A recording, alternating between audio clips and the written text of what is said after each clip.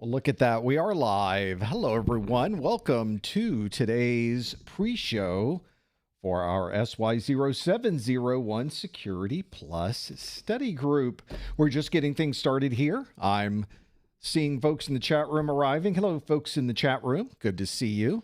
We are working on getting things all together here. I guess I could put up this lower third that explains to you what the QA link is. That will be useful. You don't have to know any codes. You don't have to know any ID numbers. Just go to that link. Pop open a new browser window. Head over to that link at professormesser.com/QA, where you will see messages pop up, questions during the live stream, and you will have the opportunity to be able to answer questions and submit questions from that same link. How about that? So if there's anything you'd like to ask for our second hour, which we call our after show, which is really just more of the show, isn't it? It's sort of a show after the show, so that's why we call it the after show. Hope everybody's doing well here in the United States. We are most of the United States, I think, is planning for a big winter storm this week. Do we have a name for the storm yet? We usually name these things so we can refer to it as if it is a person.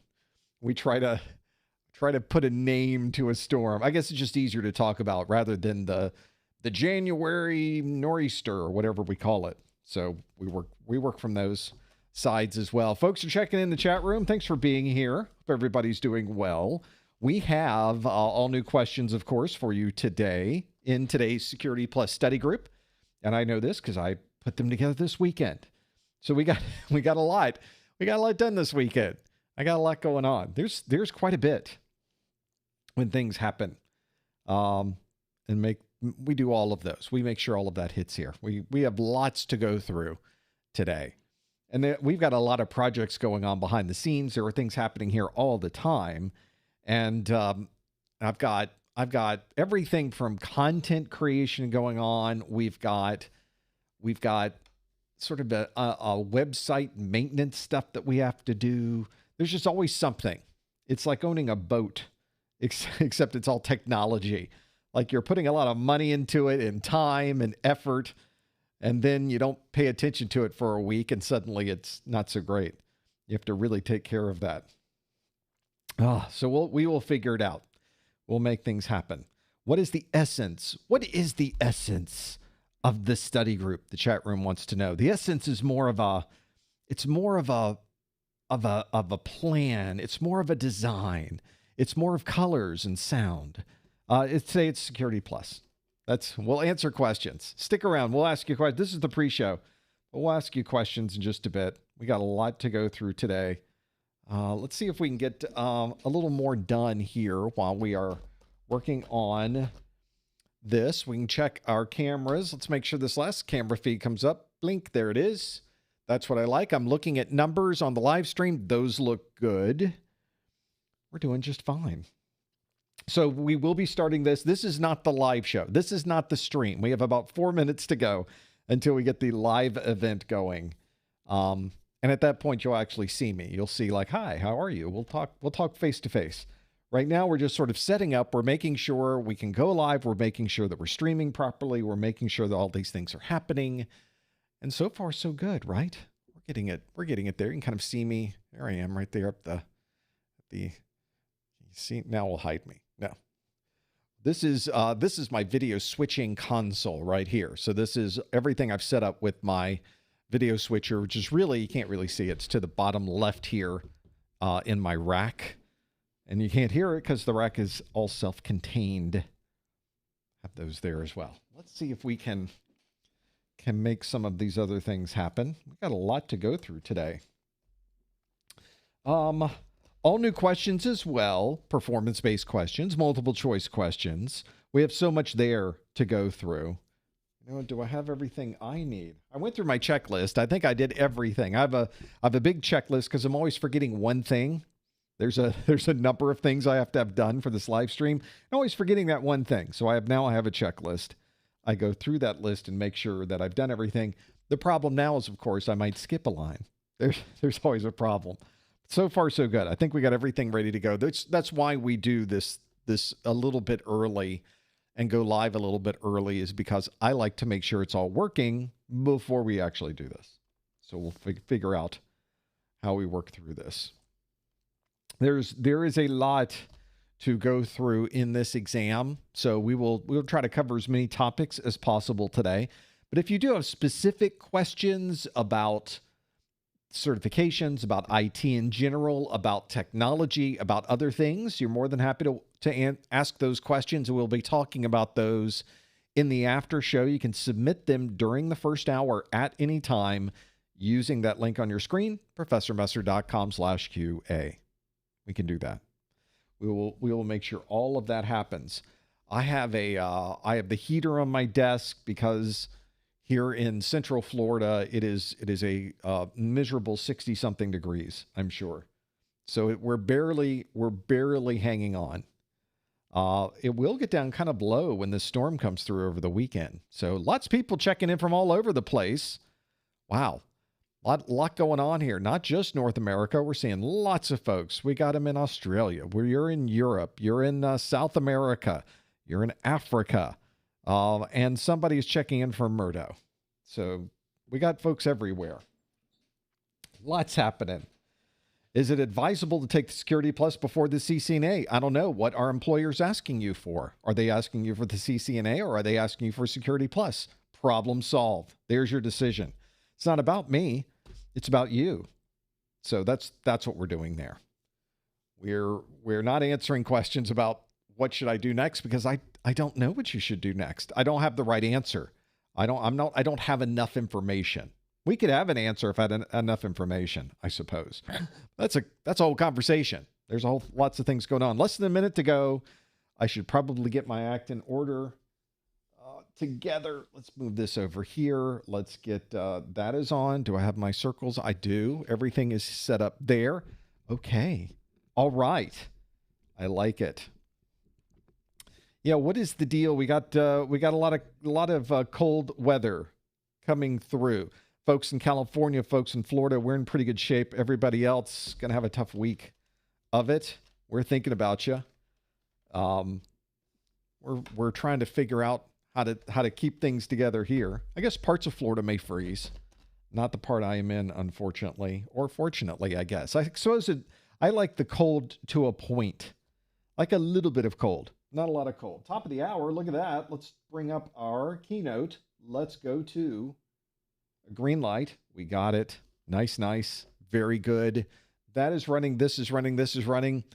It is time to do a live stream, I think. What do you think? Let's do this. Here we go.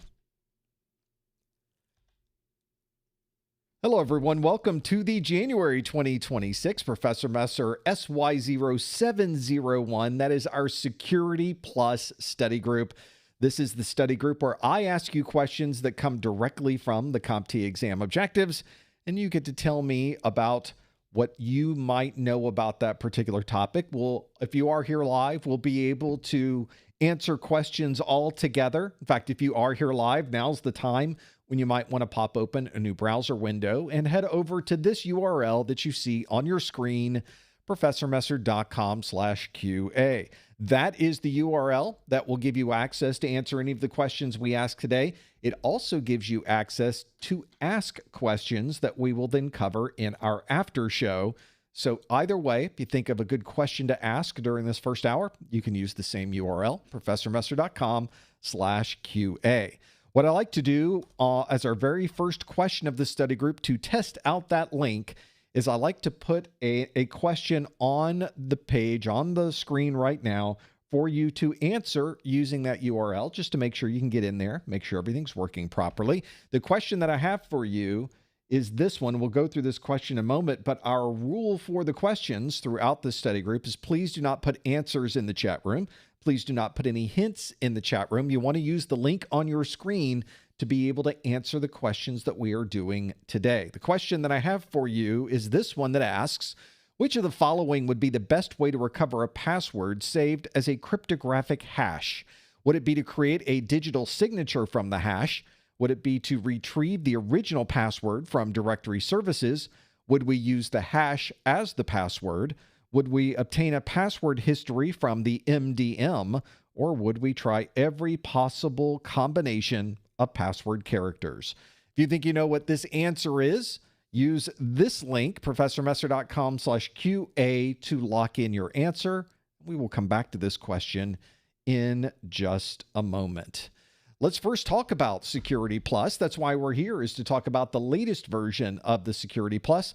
CompTIA puts version numbers on these. The latest version is the SY0-701. And of course, we have our entire Security Plus training course available for you to watch online for free. No registrations, nothing is behind a paywall.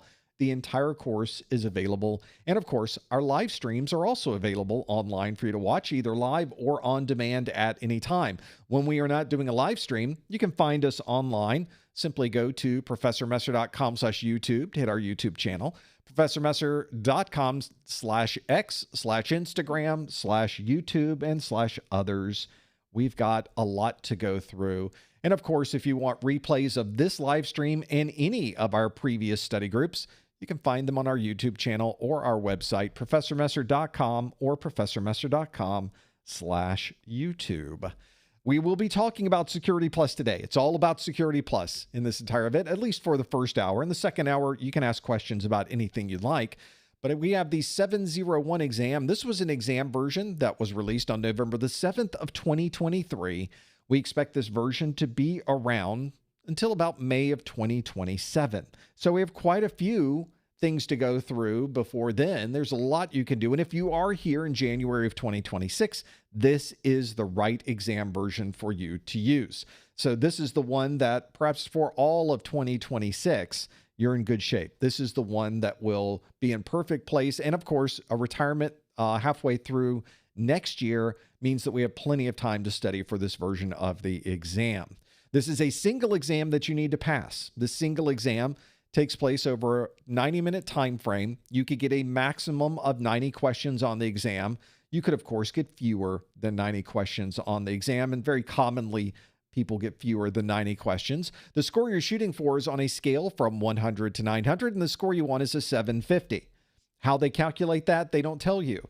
You just have to make sure you do as well as you can, get as many questions right as possible, and hope that number ends up being a 750 or greater. We also have different types of questions you'll find on the exam. Certainly multiple choice questions are very familiar to most folks, but CompTIA also has performance-based questions, and we will have both of those kinds of questions on our live stream today, and we'll talk about what both of those kinds of questions are as well. We also have other study materials you might want to use, not just our live and recorded video content on our website, but we also have course notes, practice exams. We have downloadable versions of the course in both video and audio format, and there's other things that we are adding to this all the time. You might want to have a check of our success bundle on our website. You can go to professormesser.com/701SB for our 701 success bundle, or follow the main menu from the top of the Professor Messer website. This live stream is available for replay on YouTube immediately afterwards, but we also have an audio-only version of this that we distribute in a podcast format, so you can easily add this to your favorite podcast listening program. We can be another one of those. If you're looking for a link to add that to your favorite podcast app, you can find that at professormesser.com/podcast, where we have podcast listings there for our A+, our Network Plus, and our Security Plus study groups. As soon as we are done and I hit the stop button today, this will be a number of hours from now, you will see that the replay is practically immediately available on YouTube. About a day after that, you'll notice that the YouTube video description suddenly will have timestamps that detail everything that we did during this live stream. Those timestamps are there thanks to my marketing manager, Lori. Hi, Lori. She is going through this and putting in all of those individual timestamps so you can look at this live stream and the previous live streams, and you can find out exactly what you might want to be able to hunt down very quickly. You can click on it and go directly to it because those timestamps are there. So Lori, thank you for doing that. And if this is something you use in the chat room, give Lori a heart there in the chat. Let her know that you like to use those as a reference material as well. We have a lot to go through today, but when we are done with this live stream, I'll probably be on our Discord server. If you're not on our Discord server, you should head over there. There are thousands of people that have joined our Discord server that are studying for their A+, their Network Plus, their Security Plus, and other certifications. We have so many smart people that hang out in that Discord, folks that are not only studying for their certification, but people who have passed their certifications and folks who are already working in the IT industry. So if you have a question about the exams, you could ask that. If you have a question about career, we often have questions about those. It's a nice place to go to meet other people with similar interests. Find that at professormesser.com/discord. Eventually, you will need to take your exam. Security Plus exam is not free, unfortunately, but there are ways that you could get a discount on the exam. You could head over to the CompTIA website and pay full price for that exam, but I have the same vouchers on my site if you happen to be in the US or Canada, and you can use those vouchers at a discount. The discount is already built into the prices on my site. You don't need a coupon code. You don't need to add some annoying extension into your browser. Instead, you can go to professormesser.com/vouchers. And not only do you get a voucher that is already discounted, you can plainly see the discount on your screen, but you also are able to download an exclusive document. This is my CompTIA Exam Hacks ebook. This is an ebook that gives tips and tricks on how you might study better for your exam. I also give you strategies you can use during the exam itself that might get you a few extra points. And who doesn't need a few extra points on their industry certification exam? Find out more about that at professormesser.com/vouchers. Let's go back to that question we asked earlier. That question was, which of the following would be the best way to recover a password saved as a cryptographic hash? Would it be to create a digital signature from the hash? Would it be to retrieve the original password from directory services? Would it be to use the hash as the password? Would it be to obtain a password history from the MDM? Or would it be to try every possible combination of password characters? You've already inputted your answer, so I'm going to hit the stop button to close the poll, and we'll see what you chose on this one. Little bit of a rainbow, which is why I chose this question. This is a question from last week. It's our only duplicated question from our previous study group. All of the questions after this are new, of course, but I like to do what we call a rewind question at the beginning to make sure that you're able to get in and answer these. You can see that 35% of you said to try every possible combination of password characters. 25% said to create a digital signature from the hash. 20% said to retrieve the original password from directory services. 12% said to use the hash as the password, and only 7% said to obtain the password history from the MDM. Well, a hash, of course, is used very commonly to provide some type of integrity, but we can also use a hash to store passwords. This is a very good example of what a hash might look like for a password. So if you use a very simple, non-salted SHA-256 hash, and you tried to hash the password 123456, this is the resulting hash. You can see now why we're using hashes to store these passwords, because it looks nothing like 123456. That's the point of this, of course. Another unique characteristic of a hash is more like a fingerprint. It's not like you can reconstruct the entire human if all you have is the fingerprint. You still need some type of reference. The fingerprint is just a reference to know that if you get another fingerprint, can you compare them and see the same thing?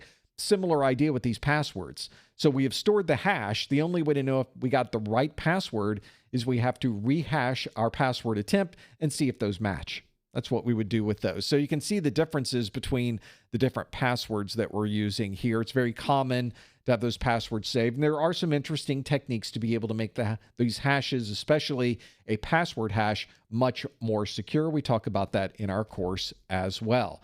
The SHA-256 hashes can be pretty useful, but how can you recover this? If you can't reverse the hash and somehow create the individual back from the password, well, then how do you recover a password? Well, you don't have many choices here. Would you create a digital signature from the hash? Digital signature doesn't help us at all when we're talking about recovering a password. All that can do is verify the information or provide some type of integrity and non-repudiation for the password, which isn't what we were looking for. We're looking for the actual password. That's not going to give us the actual password. We would retrieve the original password from directory services. Well, we don't store the original password, we store the hash. So going to directory services, even if you could retrieve the hash, do you very good, because that's not your original password. You also cannot use the hash as the password. That doesn't work. You're not in some way able to take that and use the hash as an authentication mechanism in most cases. It would certainly not be the best way to recover a password. Could we obtain a password history from the MDM? Again, we don't store passwords in plain text. We always store them as a hash. I say always. I hope always we are storing them as a hash. Occasionally, you will find the odd third-party app that for some reason has decided not to store passwords as hashes. I know, but that's why we have to be very diligent in looking at these different applications, how they are storing the data, how the data is protected. Another thing that you'll have to worry about when you become a security administrator. And lastly, trying every possible combination of password characters. Since none of the others were right, I think we can assume in this case, and assume correctly, that is the answer that we were looking for. The only way to recover a password when all you have is the hash is to effectively perform a brute force attack and try every combination of characters and numbers and special characters until you match the original hash. It is an involved process that could take a very long time, if not an impossible amount of time, considering how complex and long that particular password has to be. So in this case, the answer we were looking for was indeed to try every possible combination of password characters. That is the only way to recover a password saved as a cryptographic hash. I think that was a pretty good way to start our live stream today with this multiple choice question. One of the things you will notice, of course, as you go into the exam is not every question you get on the exam will be multiple choice. This was an obvious multiple choice question because there was a single question and there were 5 different options to choose from. And you could have chosen any one of these even if you didn't know the answer. And in this case, you had a 20% chance of getting that right, even if you didn't really know the answer. Well, CompTIA doesn't want to make it quite that easy for you. They want to create some questions that really test your knowledge of this information. And they refer to these questions as performance-based questions. From your perspective, all you need to know is that a performance-based question is anything but multiple choice. These could be fill in the blank. In different exams, they might even put you at a command prompt and ask you to perform functions. We don't have any command prompts on the Security Plus exam, so one less thing for you to have to worry about. But they could put you in a scenario where you have to evaluate a scenario or a security event and then determine what the next steps might be based on that. So you really do have to apply some of the knowledge you've learned into a format that is not so structured as a multiple choice question. So of course, as many of you know, if you've been on our live streams before, the first new question of every live stream is a performance-based question. And the performance-based question I have for you is a relatively complex matching question where I have listed out 9 different malicious software types, and I have 5 different scenarios. And I want you to, of these 9 different security concerns, I want you to apply 5 of those to the scenarios that we have here. For those of you listening in on the podcast, here are the 9 different security concerns that we're concerned about. One is a worm. We have a logic bomb, keylogger, rootkit, Trojan, bloatware, virus, ransomware, and spyware. And so what I would like you to do is to be able to, on these 5 different scenarios, tell me which one of those would be the best match for that explanation. Let's step through all 5 of those scenarios now. The first one is, an administrator has installed an SSH client from a random website. After the installation, all search requests in a browser are redirected to an unexpected search engine. What happened there? Which one of those security issues are we running into? Which would be the best fit for that particular description? Next on our list is a security analyst has captured traffic from a user's laptop. The trace contains a list of all websites visited by the laptop user in the last 24 hours. What security issue is associated with that one? Next on our list, a user has installed a new browser on their computer, and this process has also installed a well-known antivirus utility and image editor at the same time. It's quite a mix, isn't it? Maybe that will help us decide what the answer is. Next on our list is a malicious software infection unknowingly occurred at the end of business day on a Friday. After a closed holiday weekend, all of the devices on that floor were also infected with the same malicious software. And lastly, a company employee has left the organization.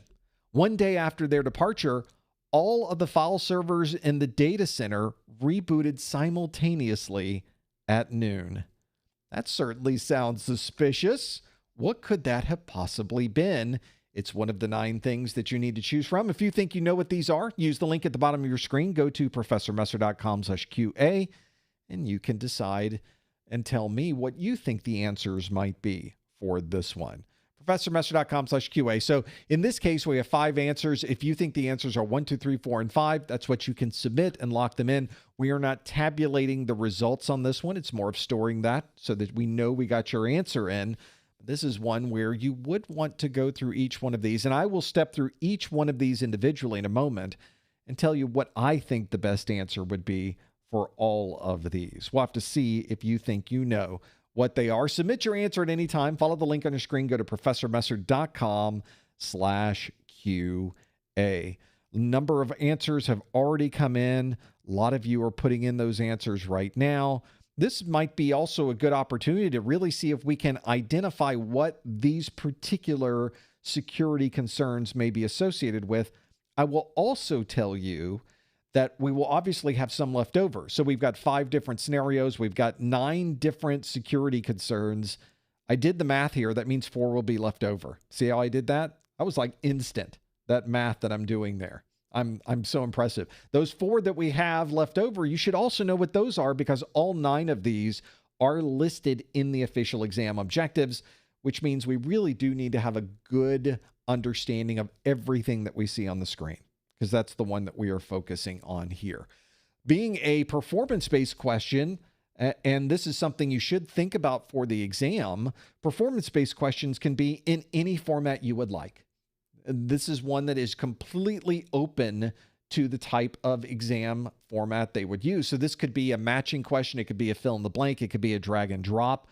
It could be anything they would like it to be. So one of the things we often will tell people is if you know the official exam objectives, if you've gone through that entire list, really doesn't matter how they ask the question, you're going to know the answer because you've done quite a bit of work to determine what all of those bullets are on the list. You should have a very good understanding of it, and that's exactly what we have in this scenario as well. Lock in your answers at professormesser.com/QA, and I think we should go through these and see what I think the answer is, and perhaps even more interestingly, see what you think the answers are. That would be a good one to go with. So let's do that right now. We're going to break this down into its different formats, into each one of these. We're going to see how we do. Let's start with the very first one on our list. It is an administrator has installed an SSH client from a random website. Always a good idea, isn't it? After the installation, all search requests in a browser are redirected to an unexpected search engine. We thought we were installing an SSH client, but then something else is happening behind the scenes. We probably should not have gone to some random website because we have apparently downloaded a Trojan that says it's one thing, but indeed it is something completely different. They fooled us into thinking we were installing an SSH client. In fact, we might have even gotten a very basic SSH client out of the deal just to fool us into thinking that it worked, when in reality, what they did was embed malware on our system. It is redirecting our browser. Every time we want to go to google.com, for example, it now sends us somewhere else. That is something that can really be a problem, and that's why you should not be installing random software from random sites. You should have a you should be very secure in the answer that you are providing. It is one that, of all of the things that are on this list, Trojan really fits this best, especially since it is one thing, and we want to be able to see why something else was installed instead of what we originally thought. That is a perfect explanation of a Trojan. Next on our list is a security analyst has captured traffic from a user's laptop. The trace contains a list of all websites visited by the laptop user in the last 24 hours. That's something you shouldn't find by simply capturing packets on a network for a short period of time.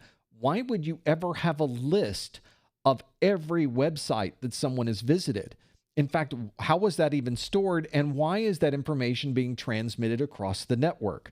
Well, it's doing that because a keylogger has captured this, a spyware has captured this. Either one of those I think I would take, but in this case, I'm going to lean towards spyware to be able to do this, because it is possible that it wasn't a keylogger that actually captured the individual keystrokes.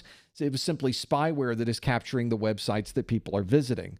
So I think I could lean either way with that one. So I think you can give yourself credit either way with keylogger too. They even have keylogger as an option.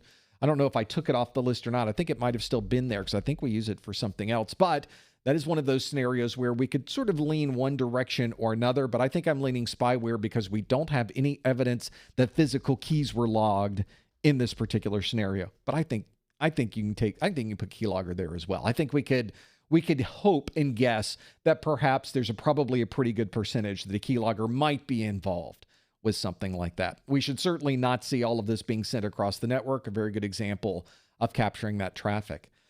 Next on our list is a user has installed a new browser on their computer, and this process has also installed a well-known antivirus utility and an image editor at the same time. Well, why? Wait, I thought I was installing a browser. I didn't need antivirus. I didn't need an image editor. I didn't need any of these things. That seems to be a waste of time. Now I have to uninstall this antivirus utility they've installed, uninstall the image editor, which I did not need to be able to do that, which means this is bloatware. Bloatware is not only something that may be included with new computers, bloatware is also something that can be installed with your existing computer just by installing a new application. We used to do a lot more of this, I think, in the past. I think many companies have realized that this is not something their end users would like. But I know that there was a particular media listening app, sort of a media player app that I used to install for Windows, and it would always install these extra things along with it that I did not ask for. That is one of those scenarios. So I think that's one where you do have to be familiar with how things can very quickly escalate when you install that one app and suddenly all of these other apps are there. What a perfect example of bloatware.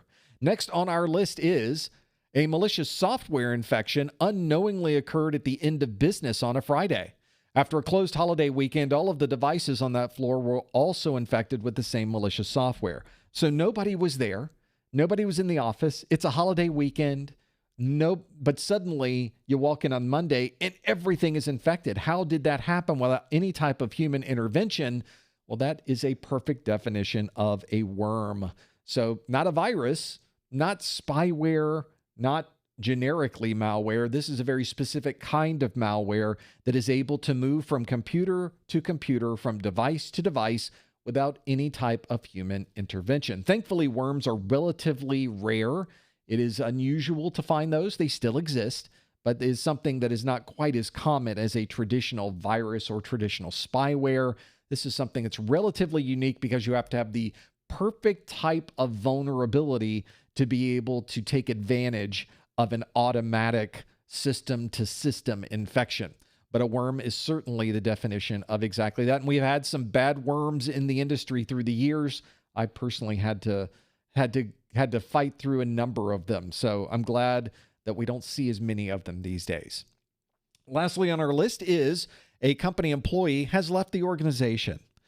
One day after their departure, all of the file servers in the data center rebooted simultaneously at noon.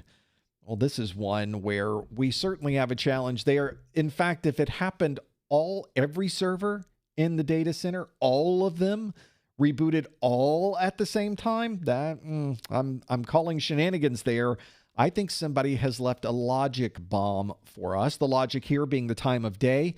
And since we did offboard that previous employee, we may want to get them on the phone and see if what they might have to say about this specific scenario.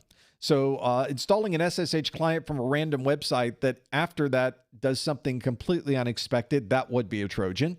Spyware is the thing watching what you are doing and then maybe sending that information back to the mothership. We were able to capture that information on that list, and indeed, that would be spyware. Bloatware is when you would either have a system arrive that has tons of unnecessary software on it, or you're installing some software and it is installing a bunch of things you didn't ask for. That's certainly bloatware. We have a malicious software infection occurring at the end of Friday, and by Monday, everything is now infected. That is a perfect example of a worm. And a company employee leaving and suddenly some odd things happening all at the same time. I suspect that employee has left a little logic bomb behind. And indeed, that was the answer we were looking for there. Hopefully, they gave you the matches you were looking for. Obviously, we did not use keylogger, although there was a scenario where we could consider that strongly. I think ultimately that answer B is spyware, not keylogger, but I'm willing to lean a little bit into that one. The next one we did not use is a rootkit. Thankfully, with the latest iteration of BIOS technology, BIOS software that has security built into it, thankfully, we don't see as many rootkits as we used to. It's something very difficult to implement these days, certainly. We have a virus, which is more of a generic term for some of these types of malware. Not really something we can apply towards a specific example, however. And ransomware would be one that uses either a release of data or an encrypted type of data to be able to extort you for money. That is what ransomware is really good at. So those were the matches. Those were the ones we did not use. Hopefully, you did pretty well on those. CompTIA would really love for you to be able to take these technologies and apply how they are used in a normal situation. I think this is a good question for doing exactly that. So another one, if you'd like to do other performance-based questions, we do a brand new performance-based question every month. You can go back through a year of these different live streams that we're doing and get ultimately a very different performance-based question in each one of those. So another thing that might help you if you go back and look at some of the replays. Let's shift gears back to multiple choice questions, something we are all familiar with. This next multiple choice question asks this. A company uses many different security tools from different manufacturers, but they use a standard protocol to automate security responses between the systems. Which of the following would best describe this protocol? Would this be 802.1x, Kerberos, PKI, OSINT, SCAP? Got a few technologies to choose from there. A company uses many different security tools from different manufacturers, but they use a standard protocol to automate security responses between the systems. Which of the following would best describe this protocol? Is it 802.1x, Kerberos, PKI, OSINT, SCAP? It's got to be one of these, right? If you think you know the answer, use the link on your screen. Go to professormesser.com/QA to lock in your answer. Please no answers in the chat room. Please no hints in the chat room, which you are doing very well at, by the way. So see if you happen to know what this technology happens to be. Get your question put in at any point. We'll see how you do with this one. There's quite a bit of different protocols. Every protocol you see on the screen, in fact, was pulled from the official exam objectives. So if you happen to know this one, make sure you look at those other protocols as well, and you know when you would use those, how you would apply those to be able to use them. Might be a good one to choose. Let's see how you do with the rest of these. Let's see how you did. Got a number of people that have locked in their answer. What did you choose? Let's find out. A company uses many different security tools from different manufacturers, but they use a standard protocol to automate security responses between the systems. Which of the following would best describe this protocol? Would it be 802.1x, Kerberos, PKI, OSINT, SCAP? It's got to be one of those, right? What did you choose? Well, let's find out. We'll put our lower third away and we'll hit the stop button and see how you did with this one. We did not get a majority, but we did get 42% of you that say the answer is SCAP. We have 23% that say the answer is 802.1x.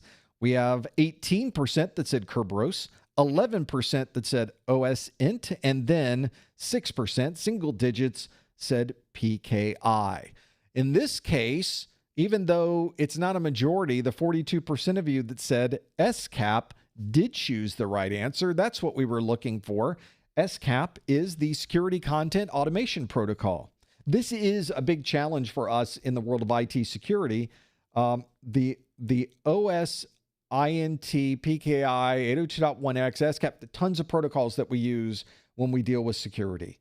A lot of different ways to determine and use different technologies. But when you start having a vulnerability scanner made by one manufacturer, you've got a penetration testing app that is made by a different manufacturer, you have a firewall that is made by a third manufacturer, and whenever you try to put different types of correlations between those, one of the things that we used to find is that the firewall would call the vulnerability or the issue, the threat that we were seeing, they call it by one name. Your penetration testing app would call it by a different name. Your vulnerability scanner would call it by a third name. Well, how are you ever supposed to link those together if you start working through the details? Well, the industry realized we needed some way to maybe synchronize together what these different technologies were referring to through very standard forms. And we needed a standard protocol so that each of those very different apps made by very different manufacturers could all speak one common language. That one common language is the Security Content Automation Protocol. It's managed by NIST, that is the National Institute of Standards and Technology here in the United States, which now you can do a lot more automation. You can do a lot more checks. You could do different ways to take alerts that are coming in and be able to act on those alerts with other software. So what if, for example, you ran an automated vulnerability scan every hour? Suddenly that vulnerability scan has found something bad, and we would like to block that on our firewall.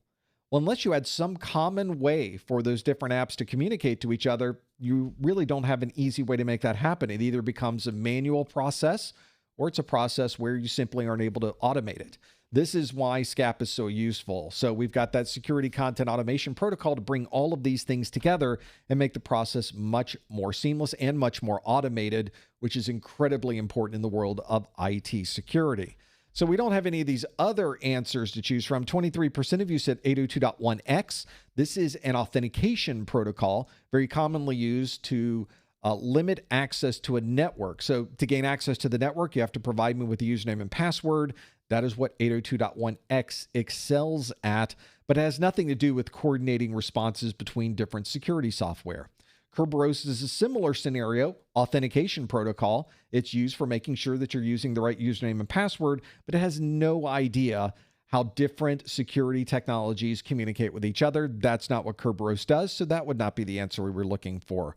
Open source intelligence, OSINT, OSINT, a lot of different ways you'll hear people describe it, but it is a very common way to find information from open source resources. Very useful if you're planning to do a vulnerability scan, but not very useful if you're someone who's trying to have different security tools talk to each other. That's not what open source intelligence does for us.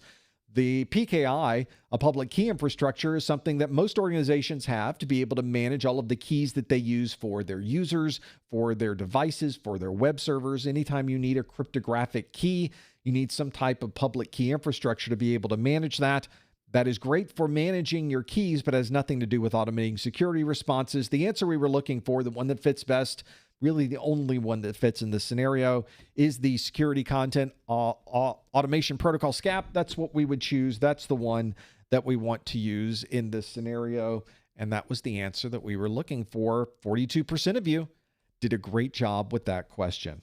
Let's do another one. Next on our list is this question that asks, each time a drive fails in a database server, it takes an average of 2 hours to get back up and running. Which of the following would represent this time frame? Would that be RTO, MTBF, BIA, MTTR, or RPO? Oh, it's an abbreviation question. It's an acronym question, isn't it? It sort of is. We use acronyms all the time to talk in our industry. So you will hear people all the time using these abbreviations in order to communicate the things they're talking about. So this is one where if you ever get into the scenario where you are trying to determine what someone's saying, sometimes you will need to reverse engineer some of those terms. Although after a while, we just start referring to it as RTO, MTBF, BIA, MTTR, RPO, and we almost forget what the actual words are. I certainly do. So it's another one of those scenarios. See how you do with this one. Lock in your answer. Go to professormesser.com/QA to submit what you believe the answer to this one might be. You might happen to have an idea of what this is. Maybe you do. Maybe you don't. Maybe this is all new to you, which is actually a very good thing as well. This is the time where you need to go through acronyms and see if you happen to remember what all of them are. So before you get into that exam room, make sure you understand each one of those. Let's see how you did with this one. The question asks, each time a drive fails in a database server, it takes an average of 2 hours to get back up and running. Which of the following would represent this time frame? Is it RTO, MTBF, BIA, MTTR, or RPO? Let's see how you answered it. I'm going to hit the stop button. And how do we do? 56% of you said the answer is an MTTR. 30% of you say the answer is an RTO. We also have 8% that said MTBF, 4% that said RPO, and 2% that said BIA. Most of these are focused on understanding how to recover from a problem. And that is something that we are always concerned about, of course, because as we all know, it's not if a problem or outage will occur, it's when an outage will occur. What do we do when that happens? We never say, what do we do if we get an outage? We know there's going to be an outage, but what's going to cause it? And then how do we recover from that? We need to be planning for every possible contingency. And there are a number of metrics that can really help us understand how we should be planning for this and how we should be comparing one outage to another. We have a lot to go through. We have the recovery time objective, for example, that will tell us how long it takes to get back up and running to a particular service level. So this has to be well defined in advance because you may not be 100% up and running, but you might be somewhat up and running. We have, in this case, it's an average number that we were looking at. The question talked about an average of 2 hours to get up and running, which doesn't quite describe a recovery time objective. It also does not describe a recovery point objective, which describes how long we go back to be able to pull this data in. Sometimes this is based on the backups that we are doing interactively during the day, but it does not describe how the average amount of time that it takes to get back up and running with these things. We also have other recovery things we need to know. A mean time to repair is one that might be useful to know. If you have an issue, you're diagnosing a problem, you're trying to solve this issue, and you might say, if we have a problem that deals with a power supply, it may take us this average amount of time to be able to fix this particular issue. And certainly if a drive fails in a database server, you will have that issue. Now, if somebody is asking, how long will it be before we would expect a drive to fail in this system? It would be the mean time between failures, or MTBF. So that's one that really gives you a planning idea. For example, if you've been given information from a manufacturer that says these drives are expected on average to last 5 years, you know on year 5, you might really want to increase the amount of budget you have for getting additional drives. That could certainly be the scenario that we are in. So let's have a look at the answers that you got. The one that really rung true here for us is the one that we have here at the top, the mean time to repair. That is the average time required to fix an issue. And if we look at our answer where we certainly had an issue, we had a drive fail. I think that fits into the category of an issue. And then we certainly have the scenario where an average of 2 hours. So we know that if we run into a problem, that a drive has failed in a database server, we can automatically tell people this takes an average of 2 hours to fix. We should be back up and running at about that 2-hour time frame on average. That is certainly a description of a mean time to repair. 56% of you chose that one. So that is the answer that we were looking for. The mean time between failures would describe how long we would expect these drives to run in a system before they failed. At this point, we're well past that point. We didn't make it quite that long. Here we already failed. Now we need to know how long is it going to take to fix that. And that's where MTTR comes through. There are other options here in RTO. We already described how RTO would not be the answer that we were looking for. The recovery time objective, we talked about getting back up and running to a particular service level, but that wasn't the description that we had in that list, not how we were going to make that happen. We also had different options for a 4% of you said RPO. We also described why RPO would not be the answer that we were looking for. You know, we didn't go through the abbreviation of BIA, but if you need some type of alternative to technology, let's say we lose connectivity to the internet, we may need different processes and procedures. So whenever you start getting into the world of recovery, of trying to figure out how you manage outages when they occur, going through some type of business impact analysis can make you understand what type of outage may be better or worse than another. And that certainly is an important thing to know, but it doesn't tell us how long it will take to solve these particular problems. So BIA would not be the answer that we were looking for. The answer here, the one that 56% of you chose, was the right answer. Your mean time to repair is the average amount of time that it takes to fix this particular issue, and that is the answer indeed, in this case, that we were looking for. Business impact analysis, RPO, mean time between failures, and RTO didn't quite fit the mix here. It was our mean time to repair that we were looking for. Let's do another question, shall we? Before we get to this next question, I'll remind you that our Security Plus course is available on our website. There are, in this entire course, 121 videos, over 15 hours of information in our absolutely free course. This is the one that people go through, but with 121 videos, although I encourage you to watch every single video, not everybody has the time. And then once you watch the video, how are you supposed to be able to understand or remember what was in that video, especially when there are so many videos to pull from? Well, that's why I created my course notes. My course notes are a way that you can go through each one of these videos in order and have every single bit of information from every single video in there. In fact, I have the PDF version of this on my screen. I have the physical version in my hand. Both of these contain exactly the same information, but all of the text from the videos is in there. All of the graphics, all of the important tables, everything that is important from that video is in this document. It's another reason there are 96 pages of fully compiled, detailed written notes. These are comprehensive from every single video in this book. This is something that might help you if you're studying for your Security Plus exam. It's a great reference to use once you've finished the videos, you've finished reading a book, you've done some labs, and you need something to help you in that last stretch before you go into the exam. Not only do I have these in a digital edition PDF that you can purchase and download immediately, I also have the physical edition. This is the printed version, and I print these on demand for you.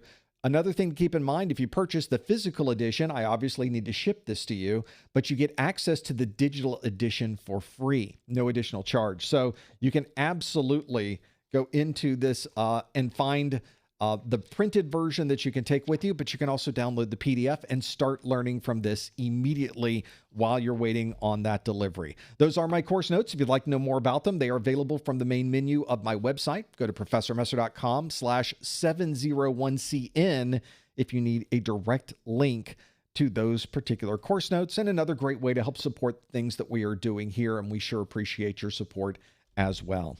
Let's do another question. Next on our list is this multiple choice question that asks, a data center stores all of their web server keys in a secure storage device. Which of the following would best describe this device? Is it TPM, CRL, HSM, FDE, or Secure Enclave. I must have run out of some type of abbreviation there at the end, but I wanted to include that. So I'm not sure if that means that's the answer or if it means that's not the answer.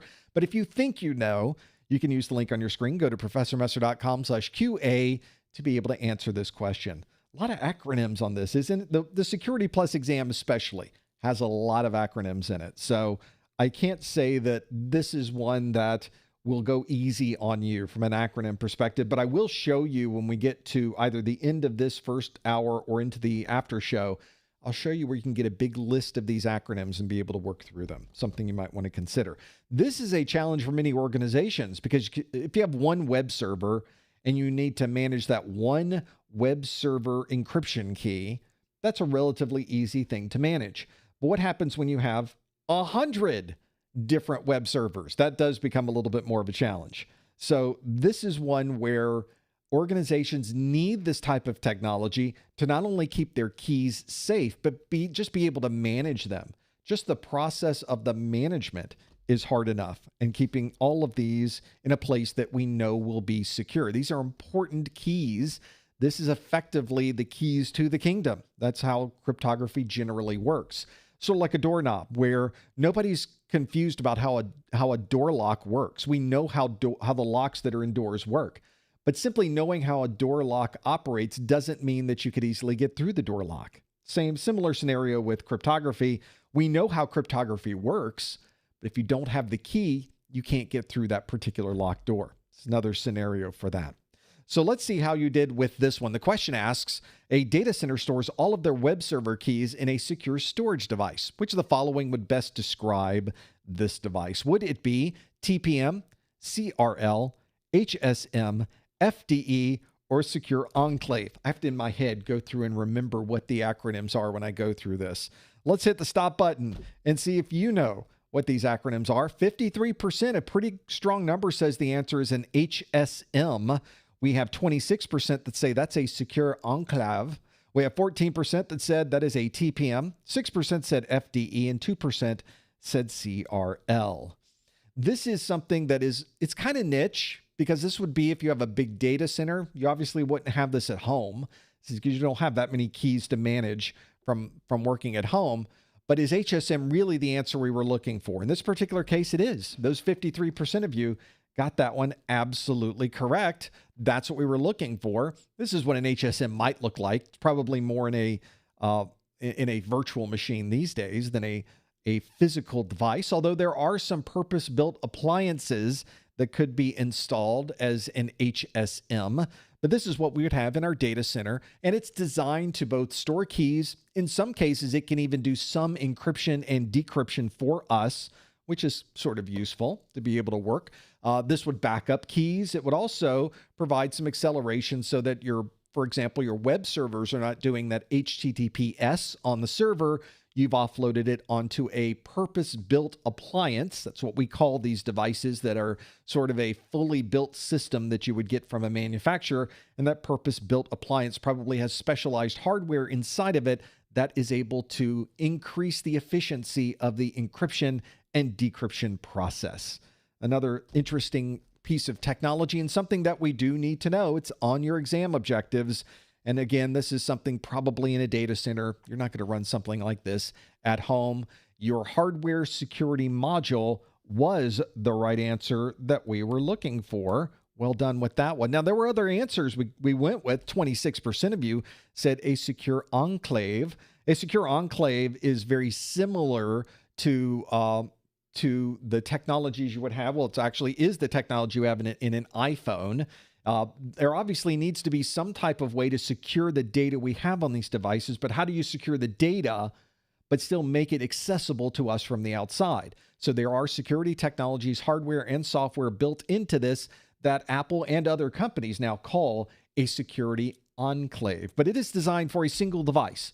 A security enclave is built into one individual device that we have. It is not built into something else. So not being used in a large scale environment like a data center, So secure enclave would not be the answer we were looking for. Similar scenario with a trusted platform module. Again, that is a type of security hardware and software built into very commonly the motherboard of our servers, workstations, laptops, and other devices. You can think of it as a small version of what a TPM could possibly be, but it's really designed for a single unit. You have to have something that's able to keep the cryptography that is used for, and the keys that are used for things like full disk encryption, FDE. Full disk encryption describes the encrypting of all of the data that may be on one of your storage devices, but it has nothing to do with storing web server keys in a data center. So very often the TPM is linked to a full disk encryption, but those are really designed for individual devices, as is a secure enclave. And then a certificate request, a CRL, that is something you often will see. A revocation list, a certificate revocation list is used to determine if a certificate is valid or not. And a CRL is something that is important to use during that certificate verification process, but it is not a way to store keys securely on a single device known as an HSM. In this case, the answer we were looking for, the one that makes perfect sense, the one that really describes it, is indeed 53% of you that said it is a hardware security module, an HSM. That was the answer we were looking for. And in our videos, I even go through, I think a lot of us get tripped up on what is an HSM versus a TPM. They almost sound like the same thing. In fact, Secure Enclave, HSM, and TPM sort of sound similar to each other, but it is how they are used and the scope of their use that really is the important determining factor for this. In this case, HSM, by far the one we were looking for, and 53% of you got that one absolutely correct. If you're watching this video for continuing education unit credit, which means you probably already have your Security Plus and you need to collect CEUs to be able to renew your Security Plus certification, I would love to provide you with a 1-hour webinar category CEU. The way that you would earn that CEU is you would follow these instructions. You must follow these instructions to earn your CEU. Go to the top or the bottom of the Professor Messer website, click the Contact Us link. In the Contact Us link, put your name, your email address. In the subject line, please put January 2026 Security Plus or something close to that so I know what we're talking about. And in the body of the message, on a line by itself, put the super secret code words of the month, HSM, TPM, Secure Enclave.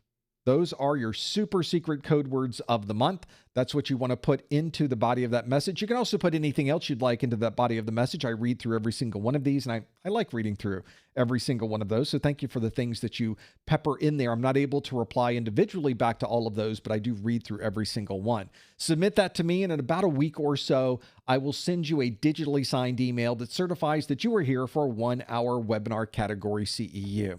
I realize not everybody uses CEUs to renew their certification, but if you do, this is just another one of those that might help you along that way. Again, the process you would use is go to the top or the bottom of the Professor Messer website, click the Contact Us link.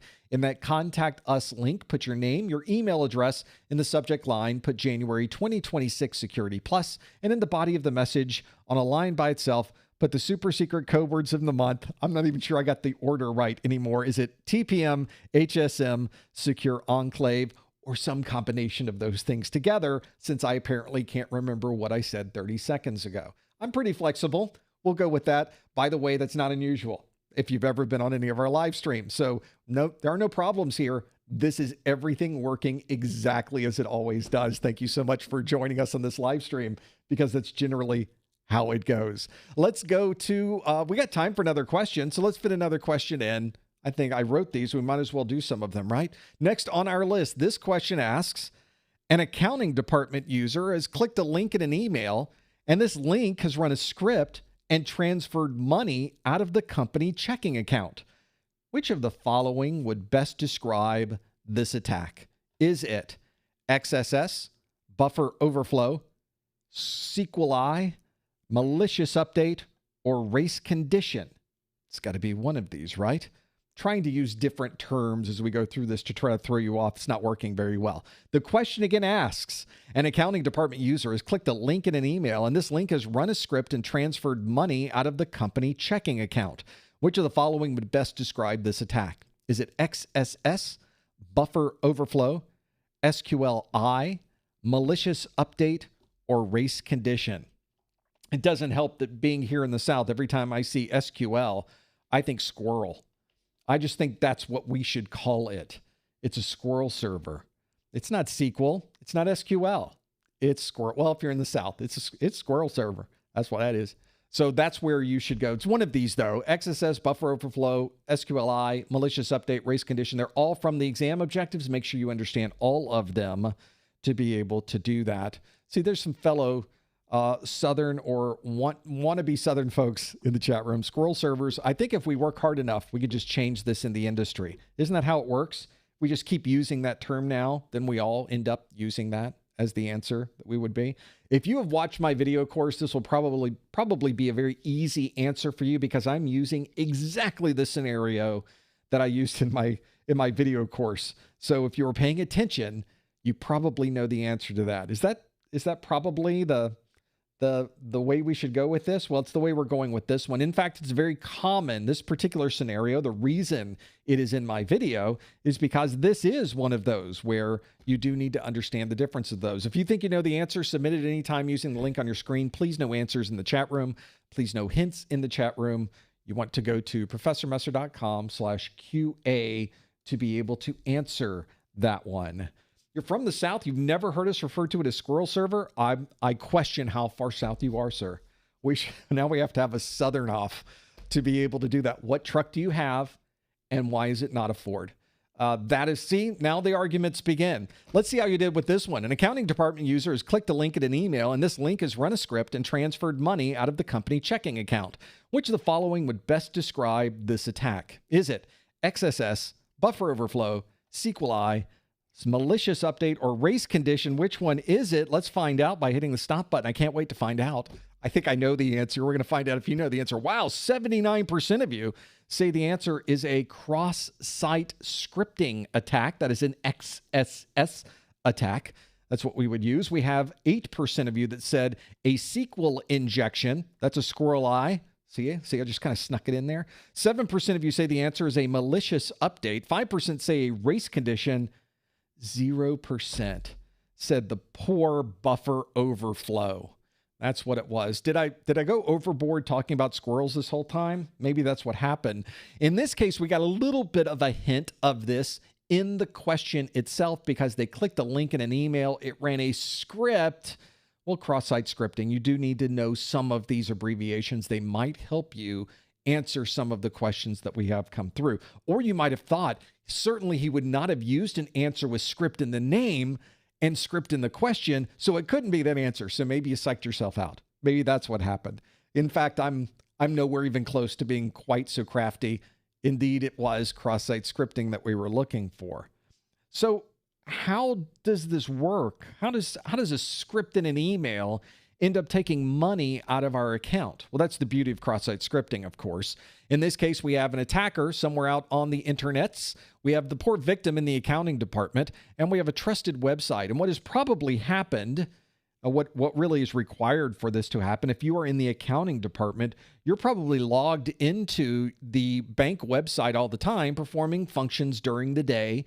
So there probably is a cookie that is active. There's probably a session key that is currently active. At least that's what the attacker is hoping for, that session key is working the way we would expect. And so they send that link to the victim hoping that victim is currently logged into the bank. Because if they are, they're going to run that script. It's going to visit the bank that they are currently logged into, and the script is going to run. And in this case, it's going to transfer information, transfer money out of one banking account and send that to a different account, perhaps to the attacker's site. That is how they get that money, through a cross-site scripting attack. That is exactly what we would use in this type of scenario. And that's how they were able to make that happen. And that's why cross-site scripting is the answer that we were looking for here. The XSS was something most of you were able to figure out pretty easily. 79% of you got that one right. 8% of you said it's a SQL injection. SQL injection would commonly affect the databases that you are using privately on your network, but simply changing a private SQL database, or at least the information in that SQL database, doesn't somehow cause your bank to transfer money. That's something that you don't do just by changing a database. So a SQL injection, although a very common and in many cases a very disastrous type of attack, it's not something that's going to cause the problem that we see here, at least not commonly. 7% of you said it's a malicious update. Well, nobody's doing an update here. There's not an operating system updating. Nobody's updating any software. This is somebody clicking a link in an email, so it would not be a malicious update. Would also not be a race condition. Race condition is when two things are happening at the same time, and very often neither one of them knows the other is affecting the same resource.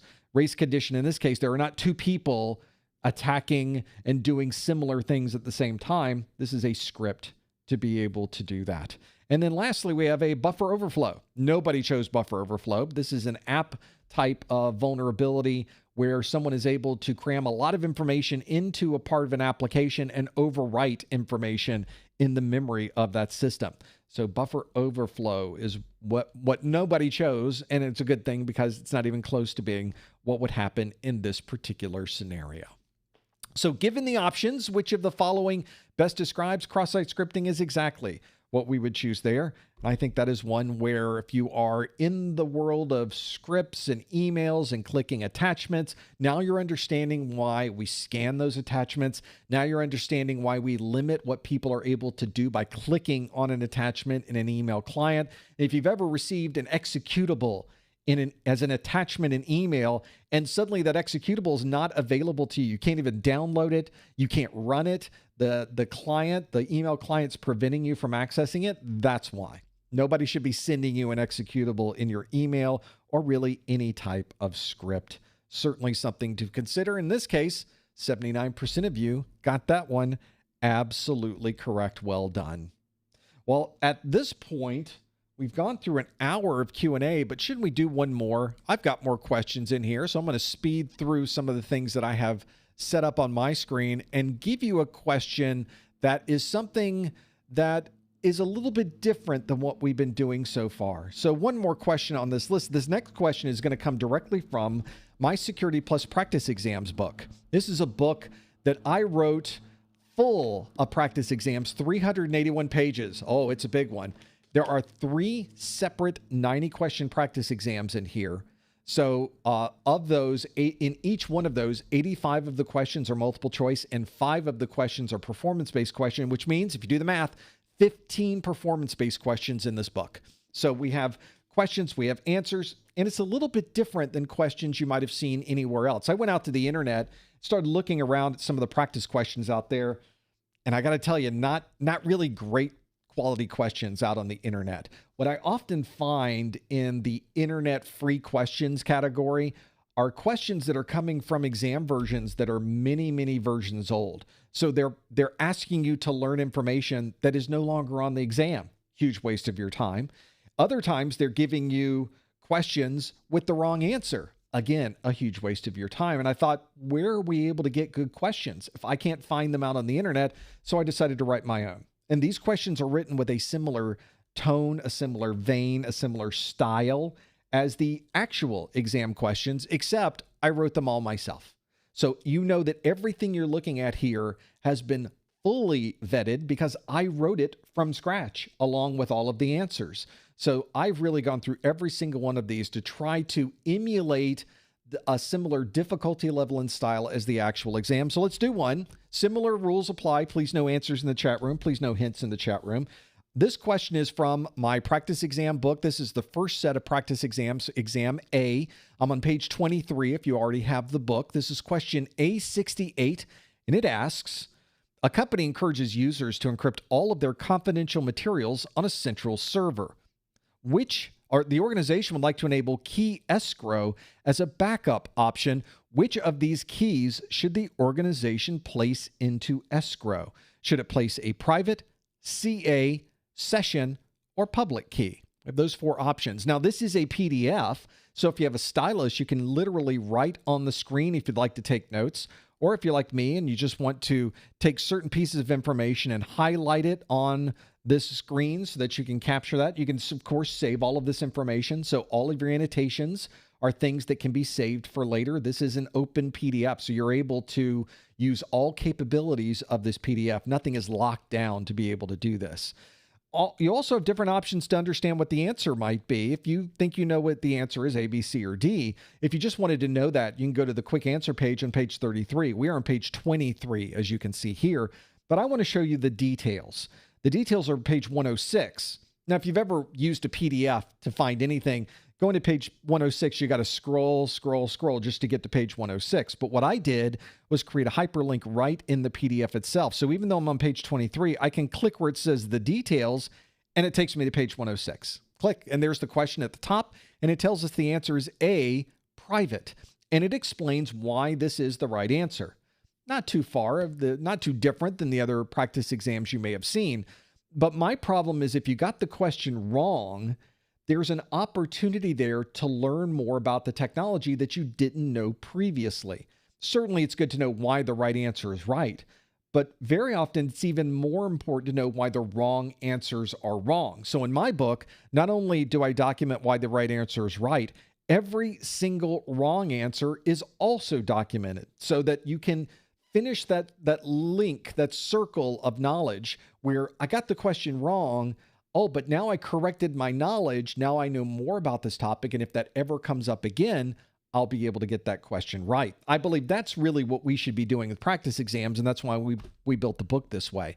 So if you were thinking, hey, what if it's a CA? What if it's a session key? What if it's a public key? Why wouldn't those be in escrow? Now you know why they've not been in escrow, because they don't need to be, or they should not be. In the case of a CA key, probably don't want to put that in escrow. Nobody should get their hands on that except a very small group of people, because if you have the CA key, you effectively can make any key you want. That's a pretty bad idea. Session keys are temporary. No reason to keep those in escrow. By the time you got them in escrow, they're not used anymore. And then you got a public key. Public keys are already public. So why would you do that? So there's your answer. Now, if you're confused about what these keys are, what is a CA key? Why do I not want a session key? I don't understand the knowledge. Right here at the bottom, I have a link to the video that was used to create this question.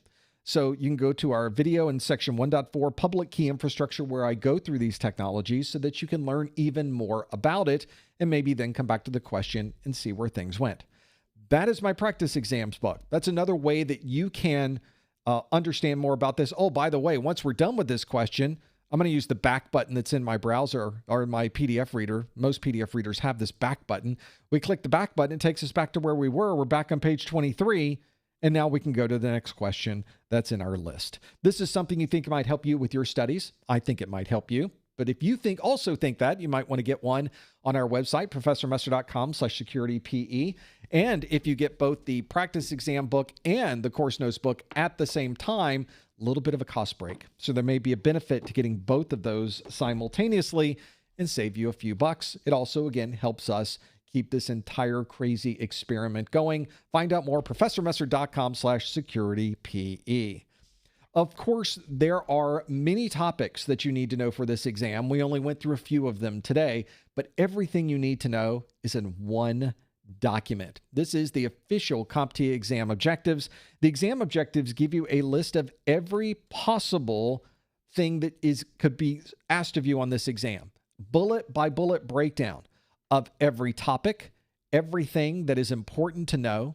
And if you can go through this list and explain to yourself or to someone else why that technology is important and how you would implement this in a normal network, then you're ready to take this exam. But you'd have to go through every single one of these pages, every single one of these bullets. And of course, as you've seen in our video course, this is how we made the video course. So every bullet from these exam objectives is also in our video course, guaranteed, because all of that is there.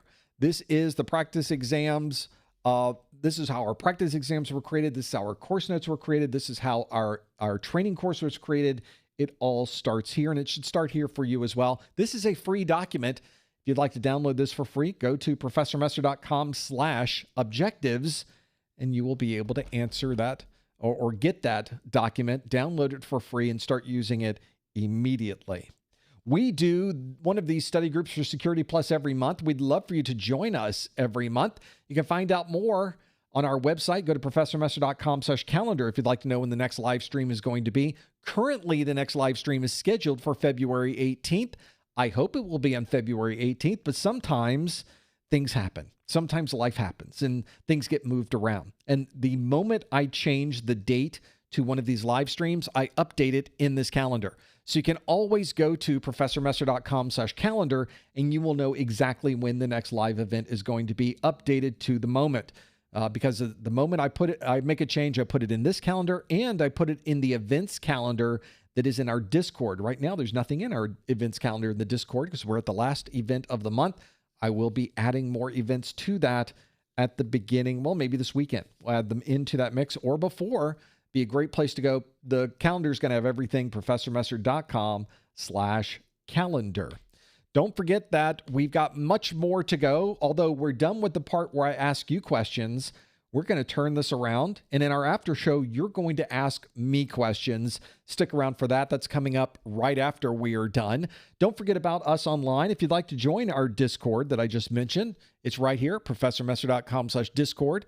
We can also find our weekly Security Plus pop quiz questions, which I will give you a little inside scoop. We're looking to change those to daily Security Plus pop quiz questions. If you think that's something you would like to have a new Security Plus question in your inbox every day, I'd love for you to give me a heart in the chat. That would at least give us an idea if we're heading the right direction with that, because it does take time to write all of these questions every day. But wouldn't that be great to have that there? So we're looking to do that. I think that would be fun. So you might want to subscribe on our website. We'll have some more links there. Or you can, of course, view it every day on X, on LinkedIn, and on Facebook, and on Instagram. Go to professormesser.com/X/Instagram/ all of those different things. That's a great place to go to find the things that we are doing. Also, don't forget that if you are in the US or Canada, we have vouchers that are already discounted on our website, and we give you our free exam hacks ebook. Learn more about that at professormesser.com/vouchers.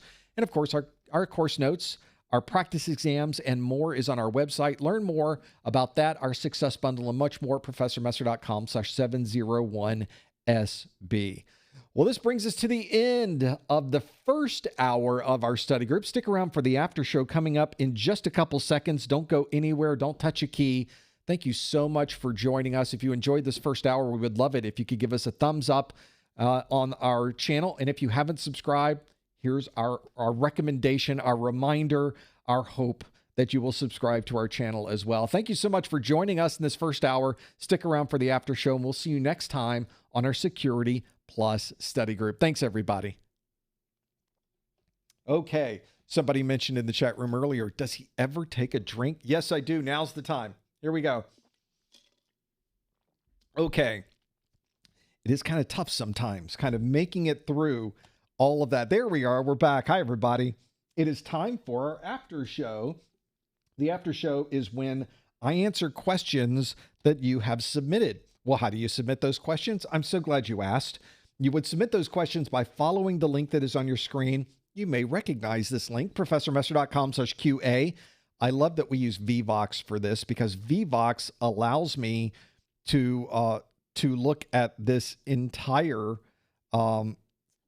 Q&A that we do in the first hour, but also have a way that you could submit the Q&A for the second hour, which is so useful to have that there. If you are here and live and watching this, we'd love to have you join us. You can submit questions at any time. It doesn't have to be in the first hour. You can do it at any time by going to professormesser.com/QA and submitting your question. I will have all of these queued up behind the scenes, and then I get to look through them and decide which ones to answer. So not quite an ask me anything scenario, because please don't ask me anything. That's not where we're going with this. I do want to have some way that I could get more information from you about the things you want to know. So if you have a question about technology, you have a question about certifications, you have a question about anything you would like to know, well, you can always ask, right? That's what we do. That's right. Somebody in the chat room asking me some very pointed questions about the meaning of life. Now, let's talk about the meaning of life, shall we? Let's maybe instead shift gears to the questions that you have submitted. We can go through all of the things that are on here. A lot to go through if you're someone who's working through security and the different pieces of this. And of course, we have a lot of different people that are here in the chat room that are watching live, and people that are in different phases of their IT career, especially if you're watching Security Plus. Some of you are at the very beginnings of this. Some of you are already in the world of IT security. So I want to go through and see how you did with some of these as well. This is, speaking of career in technology, I think we can start with this question from Maximus, who asks, Professor Messer, what is your opinion on some of the more non-technical roles in cybersecurity? Are these roles worth pursuing right off the bat, or should more focus be placed on working in technical roles in the beginning? A lot of these are, especially when it comes to knowing what you would do when working through these scenarios of career, is picking the right scenario. I used to kid my ever-patient wife, Mrs. Professor Messer, when I would take a position somewhere, and it seemed very early in my career that some of the places I would work would be phenomenal. I'd stay there 5 years. And then it seemed like every other position I took was a real bad choice. Like, I've made some bad, I wouldn't say bad career decisions, but certainly not optimal career decisions. The kinds when you get into a job and think, it's not a bad job, but I'm not sure what in the world is going on around here with this problem or that problem. There's some weird dynamic. There's some odd quirk of the position or the company. And then you realize, oh, I probably should have looked for something a little bit different. So it ends up being a 5-year job, followed by a 9-month job, followed by a 5-year job, followed by a 1-year job, followed by a 9-month or 5-year job. It seemed like every other job I got was one that was not so great. But that you sort of learn over time, though. One of the things we noticed as my career went on is that I started being a lot better at identifying the red flags. And I think that's part of it as well. Now, this specific question is talking about the non-technical roles in cybersecurity. I get similar questions like this on A+, where people are talking about, I had an opportunity to get with a company that does network cabling. How would this position me for getting into the world of network management? And the answer is it really doesn't. Getting into a non-technical role in cybersecurity, these are important roles. Having someone to manage projects, having someone to do auditing, at least high-level auditing, not really a technical role, certainly not hands-on. Those are important positions, and we need those people doing those jobs. But it's not the same as someone who is actively configuring, managing, designing, and deploying a new next-generation firewall. Those are very different positions to have in an organization. And I tend to think that if you are in a job that needs a technical certification or would prefer a technical certification, then you're probably in the right role as someone who is technical. Now, that is not everyone in the industry, of course. If you were to in a scenario where someone is working in a technical role, it may be very easy to recognize that's what they're doing. They're working at the command line. They're designing large-scale security systems. They're trying to figure out how to implement multi-factor authentication to a large group of people in your organization. Where's the multi-factor keys kept? Where's the technology going to live? How do we deploy that technology on our current authentication systems? These are very technical questions to need to answer, and it requires you to have a very strong foundation. But when you get into those non-technical roles, you're almost leaving yourself out from the opportunities that the technical people have. That doesn't mean that that's necessarily bad. I think in our industry, there are a group of people who are working through their technical role so that they can then move up into a manager role or a director level role. Maybe you want to be CIO, which is great. If that's your goal, if that's your career objective is to be CIO, you might start technical, but you're going to very quickly move out of the technical ranks into more of the managerial ranks. Now, I have, in my career, have worked as both someone who is a technical person, systems engineer, senior systems engineer primarily, but I did work as a systems engineer manager for a short period of time. And two things about that. One, I didn't like it. And what probably helped a bit is that I wasn't very good at it. As it turns out, not everybody is able to make that transition from a technical role into a managerial role or care to. And in my case, I didn't realize it, but I did not care to do that. And in fact, it made more sense for me to be in a very technical role. And in fact, I left management and went back to being technical because I felt like that's where my forte was. I felt that that's where my most effective and most wanted skills were at that command line. They were at the planning level. They were at the design level. And in fact, the implementation of these designs. I excelled at that. That was really where I probably should have stayed. And all it took was one single role to completely crash in to make me realize, hey, there's nothing wrong with being technical. As it turns out, we pay technical people extremely well. So I'm not really put out. I wasn't really longing for the world of being a CIO, but I really didn't know if just being technical made sense. And a lot of organizations, they tend to push you into management. Well, you've done well at the technical level. Let's make you a manager, as if that makes any sense. And so what I tell people now is you need to make your own decisions about what you want to do. There are technical people working in our field that are making much more than managers are making. You can find those. So make sure that you understand what you want as an individual. If you want to go into management, there are great things to do in the world of IT management. We need better IT managers, please. You can absolutely go make that happen. And certainly in the world of CIOs, we need smart people in that leadership role that can lay out the strategy and get all of the technical people working towards that strategy. That's an important role as well, but not one that I fit with. And it might fit for you or it might not fit for you. You need to make that decision.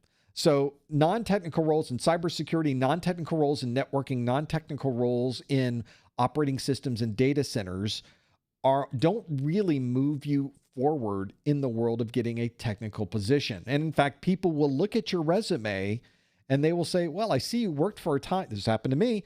I see you worked for a time as an SE manager. Why do you think you want to go back into the world of technology and work at a technical level? That's a fair question. And it's one you need to have an answer for if you happen to be in a similar scenario. But it's also made me think about why I wanted to do it.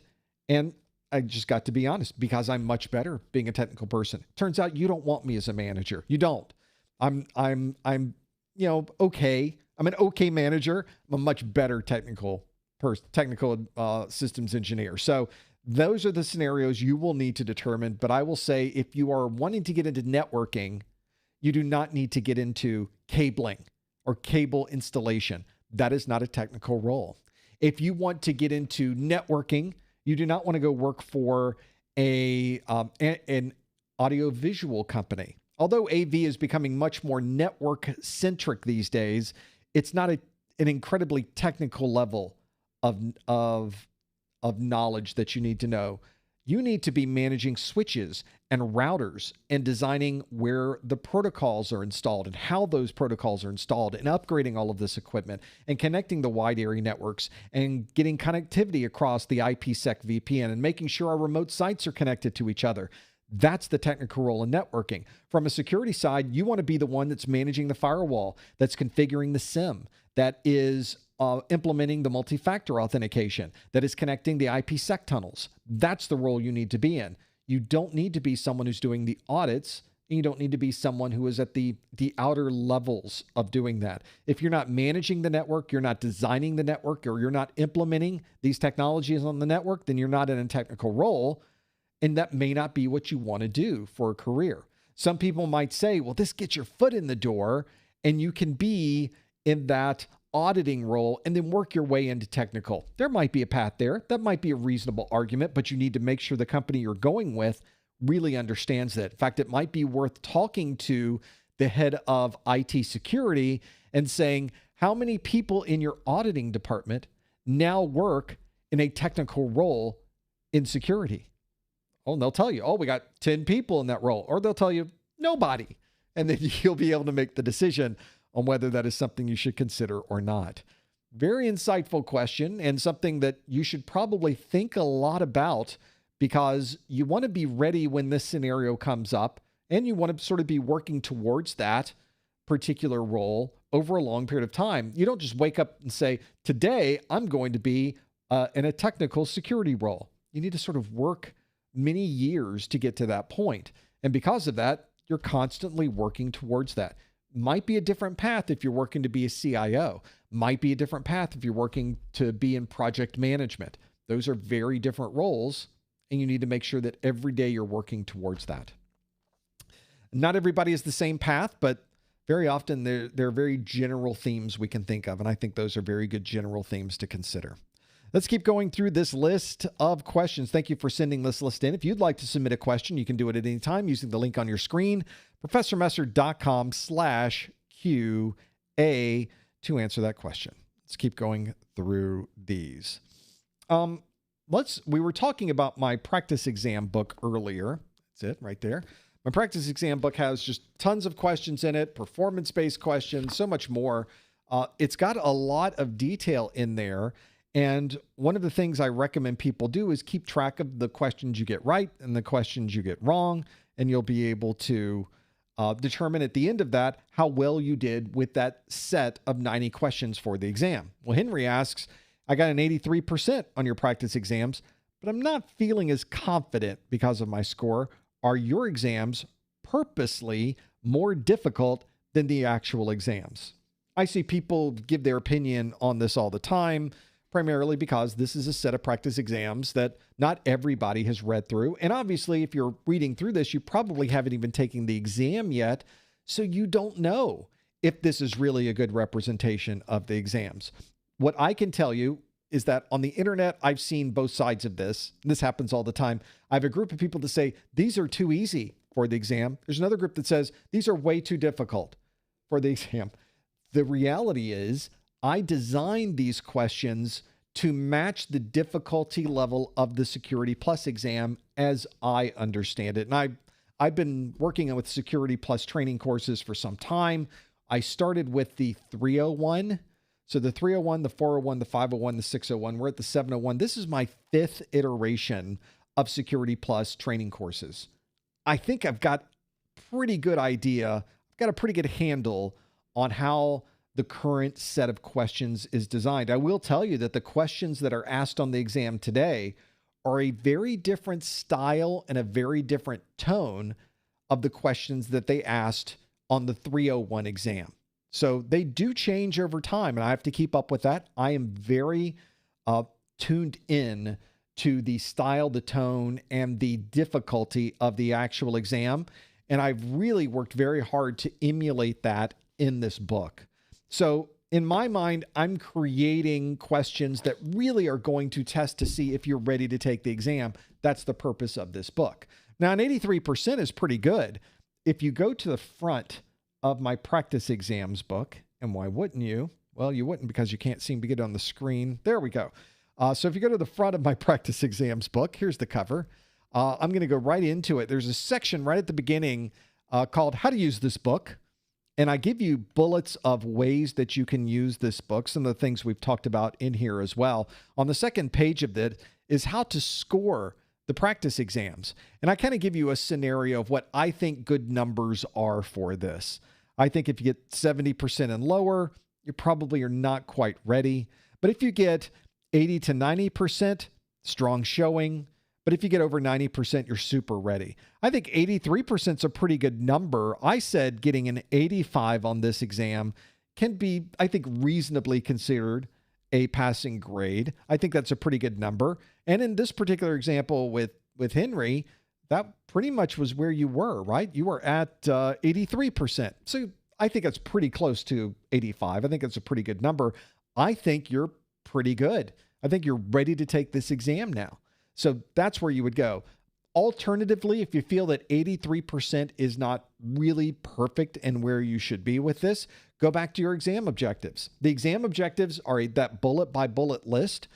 In fact, I think it might be good to go through this. I'm going to bring up the exam objectives, and we're just going to bring it up as a single page. I'm going to start at the very beginning of the exam objectives under Section 1.0. They call it Domain 1.0, General Security Concepts. Section 1.1, compare and contrast various types of security controls. And I've even gone through this as an example to show you how you might want to highlight these on your copy of the exam objectives. I went through and I thought, well, the categories, I can describe what a technical category is, what a managerial category is, what an operational category is, and what a physical category is.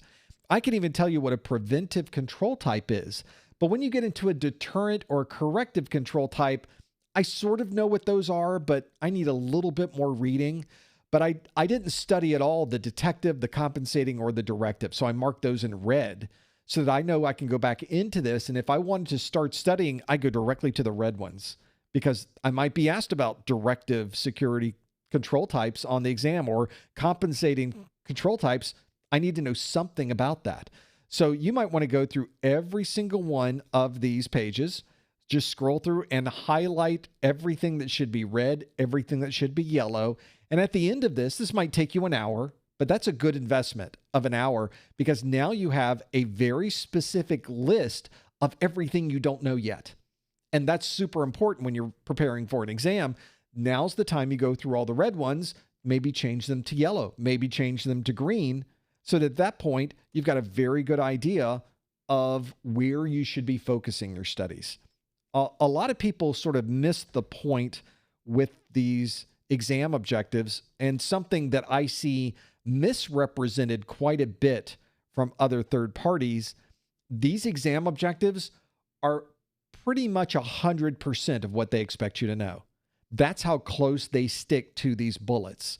But I see other third parties telling you that that's not the case, except everybody who's taking the exam knows that it's the case. I'm not sure why they are misrepresenting it in that way. And they will always go back to this section of the exam objectives as proof of this, but in fact, it's no proof at all. It says, please note the lists of examples provided in bulleted format are not exhaustive lists. Other examples of technologies, processes, or tasks pertaining to each objective may also be included on the exam, although not listed or covered in this objectives document. So that's the reason they tell you that, oh no, we're giving you all this old content because they could potentially ask you about the old content on the exam. I guess technically not incorrect. They are true. They could ask you that. Have they ever? No, they've never done that. They've never in the history of the Security Plus exam done that. They've stuck to the exam objectives 100% of the time. So I will tell you that if you know all of the bullets that are in these exam objectives, you're going to pass this exam no problem. Don't worry about things that aren't listed here. Don't worry about things that go outside the scope of this document. That's not important. If you want to pass the exam, know everything that's in this document. Go with what you know, not with some random things that somebody on the internet said that are important for you to know. There's only one organization that tells you what's important to know, and that's CompTIA, and it's listed in this document. So go to the document. This is how important those exam objectives are. They are super important, and they could be the difference in you passing this exam or you spending a lot of time memorizing things that are certainly not important for you to know. So that's where you should go. That's where you should focus. And I think that's a good way to measure yourself when it comes to understanding whether you're ready to take the exam or not. Let's keep going through this list. Here's a good one. Susie says, when do you expect the RAM crisis to settle down? Holy cow. If you've not looked at RAM prices lately, you're going to do that cartoon thing where your eyes sort of bug out of your head and you're like, what is going on with RAM prices? It's a little crazy right now. The RAM manufacturers are blaming AI, perhaps, maybe blaming a little bit. We've always had a challenge with cryptocurrency, so I'm not sure how AI has really changed this. If anything, I think all the AI stuff's been installed at this point. We all know because none of it works. We all know because we try to get anything done with an AI bot. It never works. So this is a situation where this RAM crisis seems like it shouldn't be lasting very long, except it is. And I think that high price is something that's very appealing to a lot of people, including the RAM companies, certainly being there. I'm not completely buying that AI has sucked up all of our RAM and there's none left for anybody else, so the prices have to triple. This is sort of how it goes. Let's see if I can get a good RAM price chart just so you can get a feel for this. Where's the, I need like a real-time RAM chart, don't I? As people are calling it, the Rampocalypse. Doesn't sound good. I don't like that one. This is sort of the challenge that we all have, is trying to understand when this is going to change. Now, if we knew when all of this would be changing, then I think we'd be in pretty good shape. In fact, I could buy RAM futures. Is there such a thing? There should be. And we wouldn't have to worry about that anymore. So I'm hoping it doesn't last very long, because it's really affecting everything. It's affecting computers you would buy for the home. It's affecting gaming consoles. It's affecting IoT devices. It's affecting handheld devices, mobile devices, phones, tablets. It affects a lot of things. And it's a good example of why we really have to pay attention to all of the different things in technology that we use and where those technologies are manufactured. We don't have a lot of great memory RAM manufacturing facilities in the United States. It's one of those things that's extremely difficult to do. You need a very specialized environment, and you can't simply flip a switch and open up a RAM shop in the US. You have to work very hard at getting all of the equipment, all of the knowledge, all of the raw materials. It's very complicated. So very difficult to know when something like that is going to change. We all hope it will not last much longer. So maybe we'll find the case that it becomes a little more competitive and those prices begin to drop a bit. That's all we can really hope for. Who knows in many cases what this will ever turn out to be or how long. I'm just hoping, given that hype curve that we've seen about AI, it seems like we're on the backside of that first level of the hype curve where we all thought AI was going to be amazing. And then they implemented it and we realized, wow, this is not that great at all. This really didn't turn out to be as fancy and fantastic as they told us it would be. So we're now sort of coming down the other side of that. And maybe companies are not investing quite as much time and effort into their AI capabilities as they used to be. And that will help us with RAM prices across the board. So maybe that's what we just have to wait for. Who knows when we get into that mix. More questions. Let's keep going through your list of these. We've got a lot to go through. Well, we have a lot of these. Some of you have got questions in here about technology in general. We've asked and answered some of those already, so I apologize if I'm skipping over a couple of those. Let's talk about studying for this exam and timeframes. And I think that's one we've sort of been talking about generally so far, but let's really get down to specific timing on this piece of it. This is a question from James, who asks, I have the exam on the 14th of February, and I have 3 more undergrad final papers coming before that. How do you have undergrad finals in January and February? What school are you at? Nonetheless, you have 3 undergrad final papers coming before that. Realistically, how much do you think I'll need to study to nail this exam? Kind of stressed at the moment. Well, I think you've figured it out. You've got a lot going on. Why are you piling on top of this a Security Plus exam? That as they are saying in the chat room, that sounds unoptimal. I think that's putting it mildly. This is not a great idea. I would think the Security Plus certification would be something that would be optional for you. Certainly, if you're in school, you paid for these classes, you want to do well in these classes, then you should probably focus on your finals. That is my recommendation. And then you can always do Security Plus will be waiting for you after your finals are done. And you can jump right into it then. Now, is Security Plus more interesting than your class on 15th century art or whatever you're taking? I don't know what you're taking.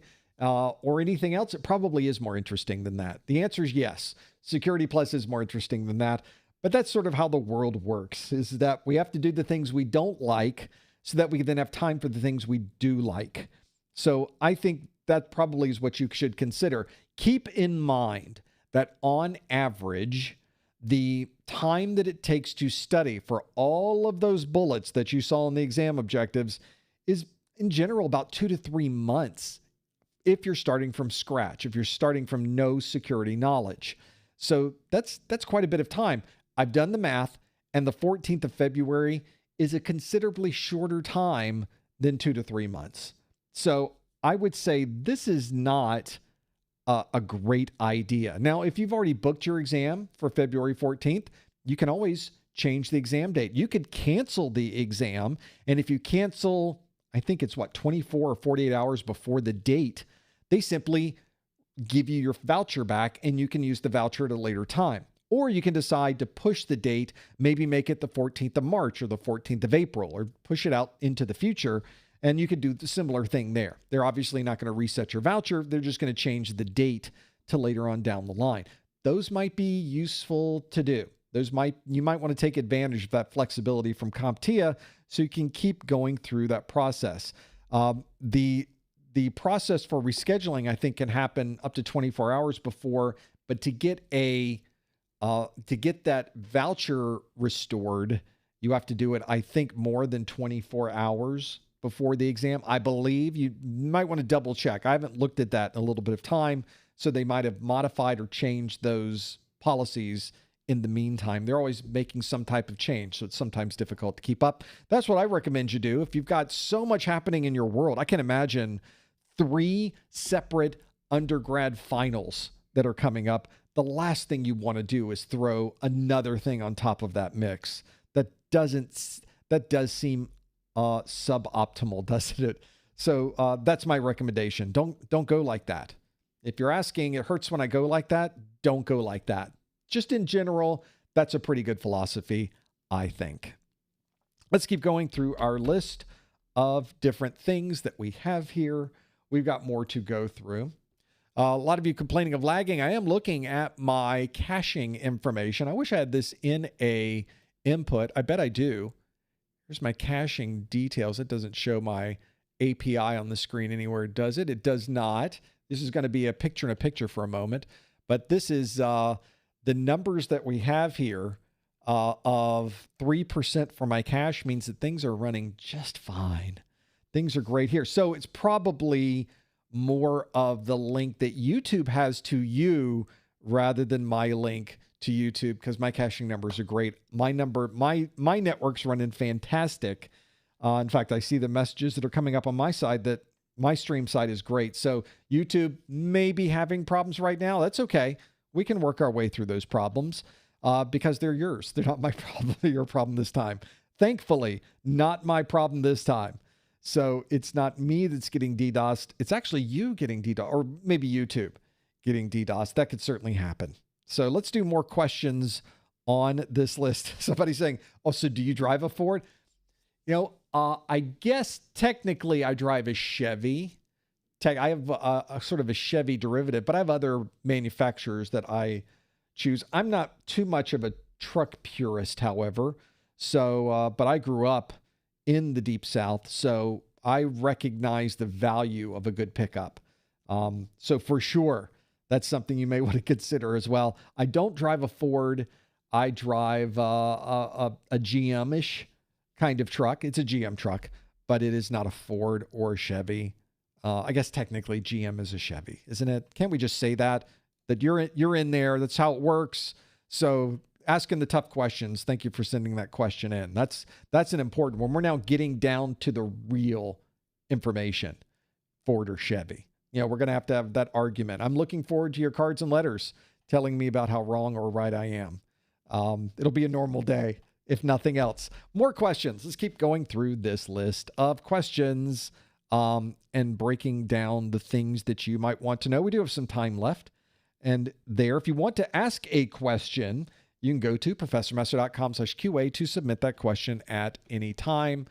It was kind of nice. You got to see that list. I guess I could have just brought it up on the background view. This is the desk, the live stream desk, and the numbers that we have here, what I'm sending out to you when it's a normal video feed like we have here, is around 6 megabits per second. And then you see this number here, it's a caching number. The streaming system that I use has a little bit of data in the cache that is constantly being sent out to YouTube, because I send a single stream to YouTube. YouTube chops it up into different streams depending on the platform that you're watching on, and they send that to you. So this is not a direct link between me and you, but it is very fast. You tend to see what I'm saying about 6 or 7 seconds after I say it, which is really good for a live stream and how we're doing it here. So that 3%, if I was having problems, that number starts creeping up because it shows that I'm having a problem sending data to YouTube. I also have a message that's on my screen from YouTube that tells me the status of my current stream. So I can see if YouTube is telling me, hey, we're not receiving data very good. And the last update I got from them was before noon today, so it was hours ago. So no problems currently.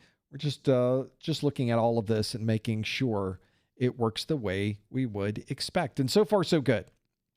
And having it all there. Let's talk. I get such good questions in here.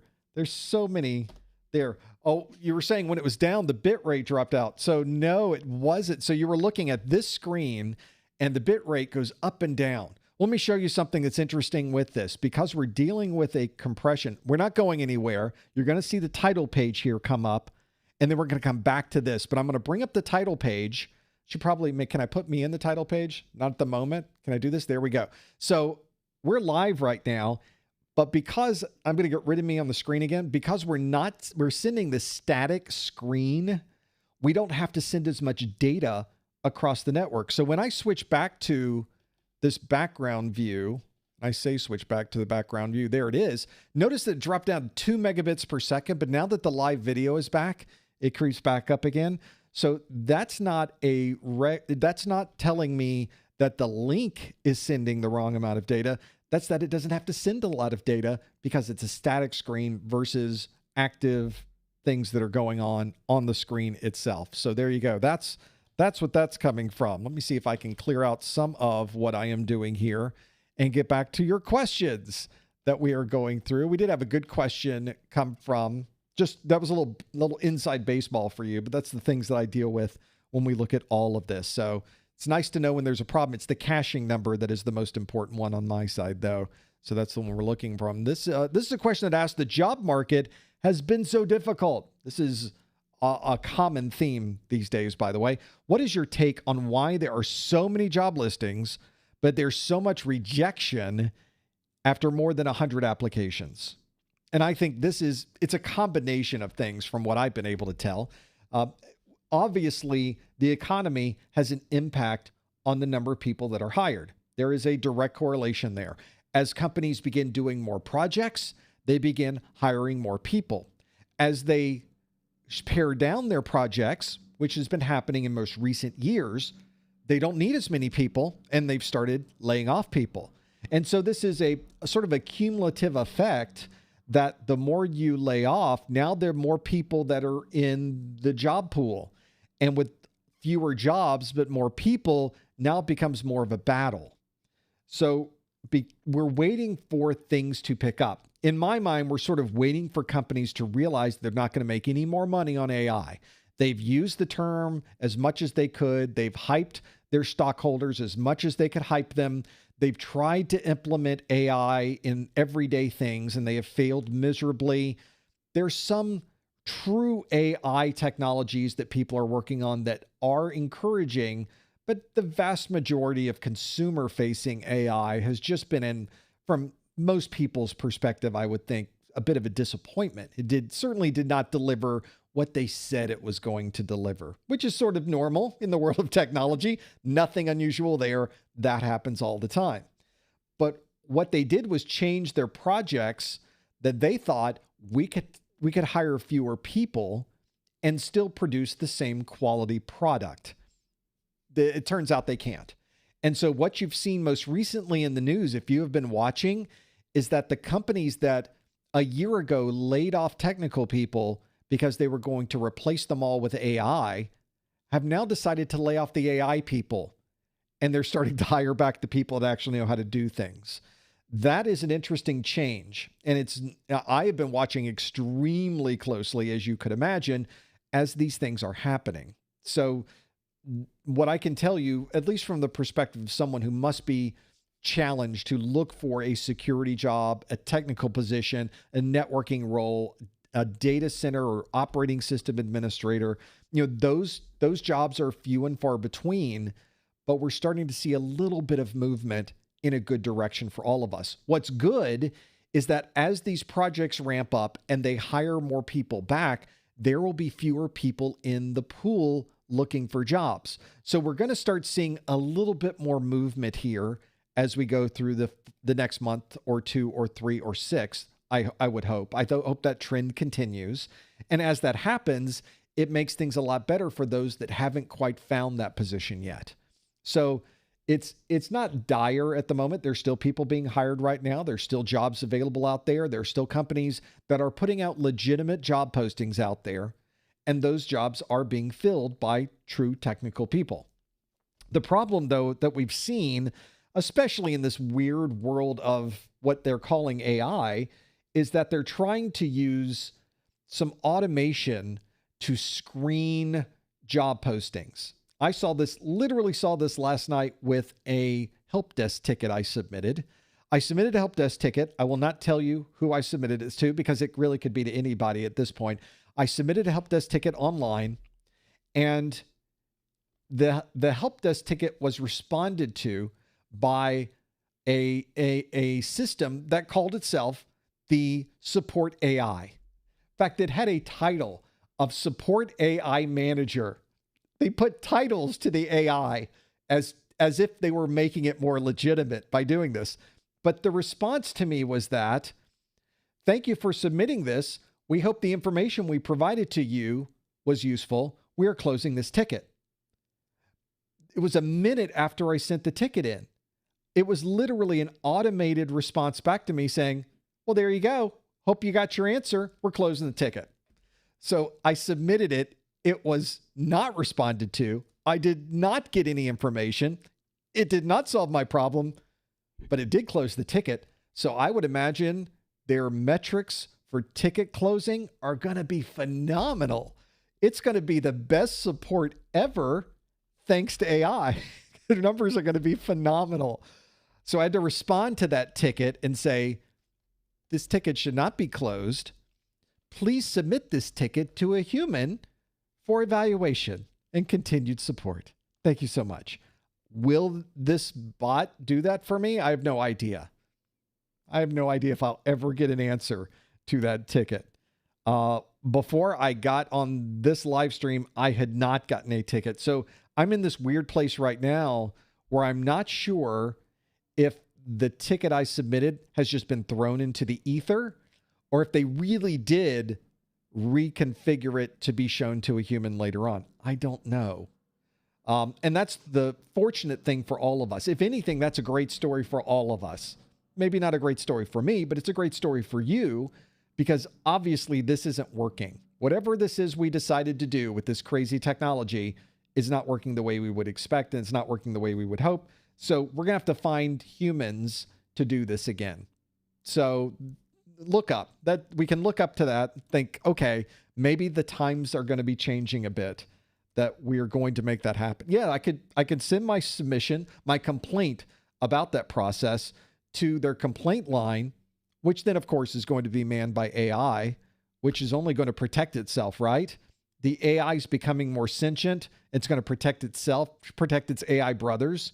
I think we all see where this is going, don't we? Let's go through other questions you might have and see what else might be here. We've got a lot of great questions that have come in. Thank you for submitting these, by the way. We do have some time before we hit the top of the hour, so we can squeeze another one in here, I think. We've got a few extras here that we could pour through.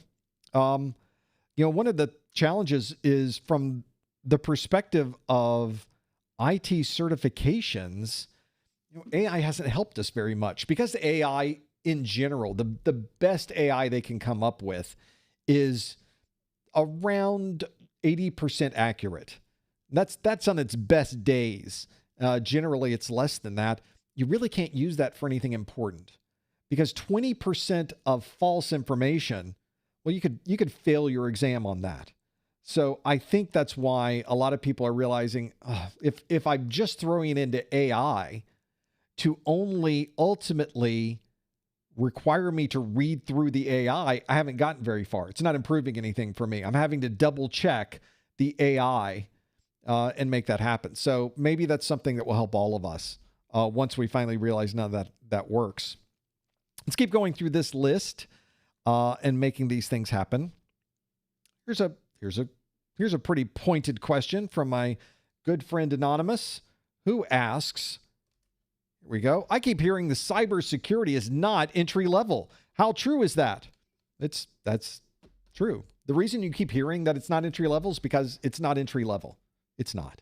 At least not entry level, your first job in IT entry level. Now, of course, in the world of IT security, there are common positions that people would start in when they work up into a role that involves IT security. But those are not the jobs that you would get right out of school with no education, knowledge, or professional experience in the world of information technology in general. Let me explain where I'm coming through with that. So we've got challenges with security. If you're someone who is managing or working in the world of IT security, I've mentioned this in a previous conversation today, is that your job as an IT security professional, and that's the role that I'm putting in here, because using the term cybersecurity doesn't mean anything. It has a different meaning for everybody you talk to. So from my perspective, let's talk about IT security, which some people call cybersecurity. Then again, they also call someone programming and debugging at the language level. They call that cybersecurity. And that's why I like to separate this out. IT security roles are people that are in the organization that are responsible for designing, implementing, and maintaining firewalls, IPsec tunnels, client-side VPN. They might be involved in the key management of the organization, or PKI. They might be involved in the syslog and log aggregation and reporting of security. They might also be involved in some type of automated log analysis. They're calling that AI today, but we've had that technology for a very long time. We're just calling it AI now, but that's what it is. It's going through all of our logs and looking and correlating this together and deciding that certain things on our network are dangerous, that could be an attack, and other things are not. They're benign. Those types of roles, everything that I just mentioned there, requires you to have already a very good understanding of operating systems, Windows, Linux, Mac OS at a minimum, perhaps mobile operating systems as well, Android and iOS and iPad OS. You also need to have an extremely strong understanding of networking and network protocols and the design of networks, because how are you supposed to design a firewall to sit in line with all of the data going in and out of your organization if you have no idea how the network is designed? So you have to have at least a foundation of knowledge before you can even hope to get into the world of IT security, because all of the things that you have learned in operating systems, in data centers, in networking, in network protocols, in network design, all of that is used every day in the world of IT security. So you would not expect someone who walks right out of school, they have no knowledge of operating systems, they've not managed a desktop or server ever, they've not done any work in troubleshooting, they've not done any networking, they've never installed a switch, they've never installed a router, they've never configured any of these devices, they've never designed a system that uses switches and routers. How could you then expect them to get into the world of security? Well, you can't. They wouldn't do very well if you did. But this is an opportunity for all of us. IT security, I think, is probably in the higher levels of job role. You have to kind of level up into IT security, if you will. So you need to start building a foundation right now. If you are at the very beginnings of this, and one of the reasons we often say your entry level into the world of IT is generally at a help desk, a service desk, a remote service technician. It's someone who's doing more of the break fix type of work. We describe that as somebody who has, here's something that's broken, you need to fix it. And it may not be physically broken. It may be somebody who can't log in. You need to determine why they can't log in and resolve that problem. Maybe it's an issue with the credentials they're using. Maybe it's an issue with their account. Maybe they just forgot their password. But you have to figure that out. That's pretty much what we do in IT, by the way. We solve problems. We have puzzles that we have to solve. You have to have a good foundation in puzzle solving. But that requires you to have some knowledge of the puzzle itself. So when you get into the world of Windows authentication, you need to understand Active Directory. You need to understand the authentication process. You probably also need to understand how third factors or multi-factor authentication is thrown into this mix.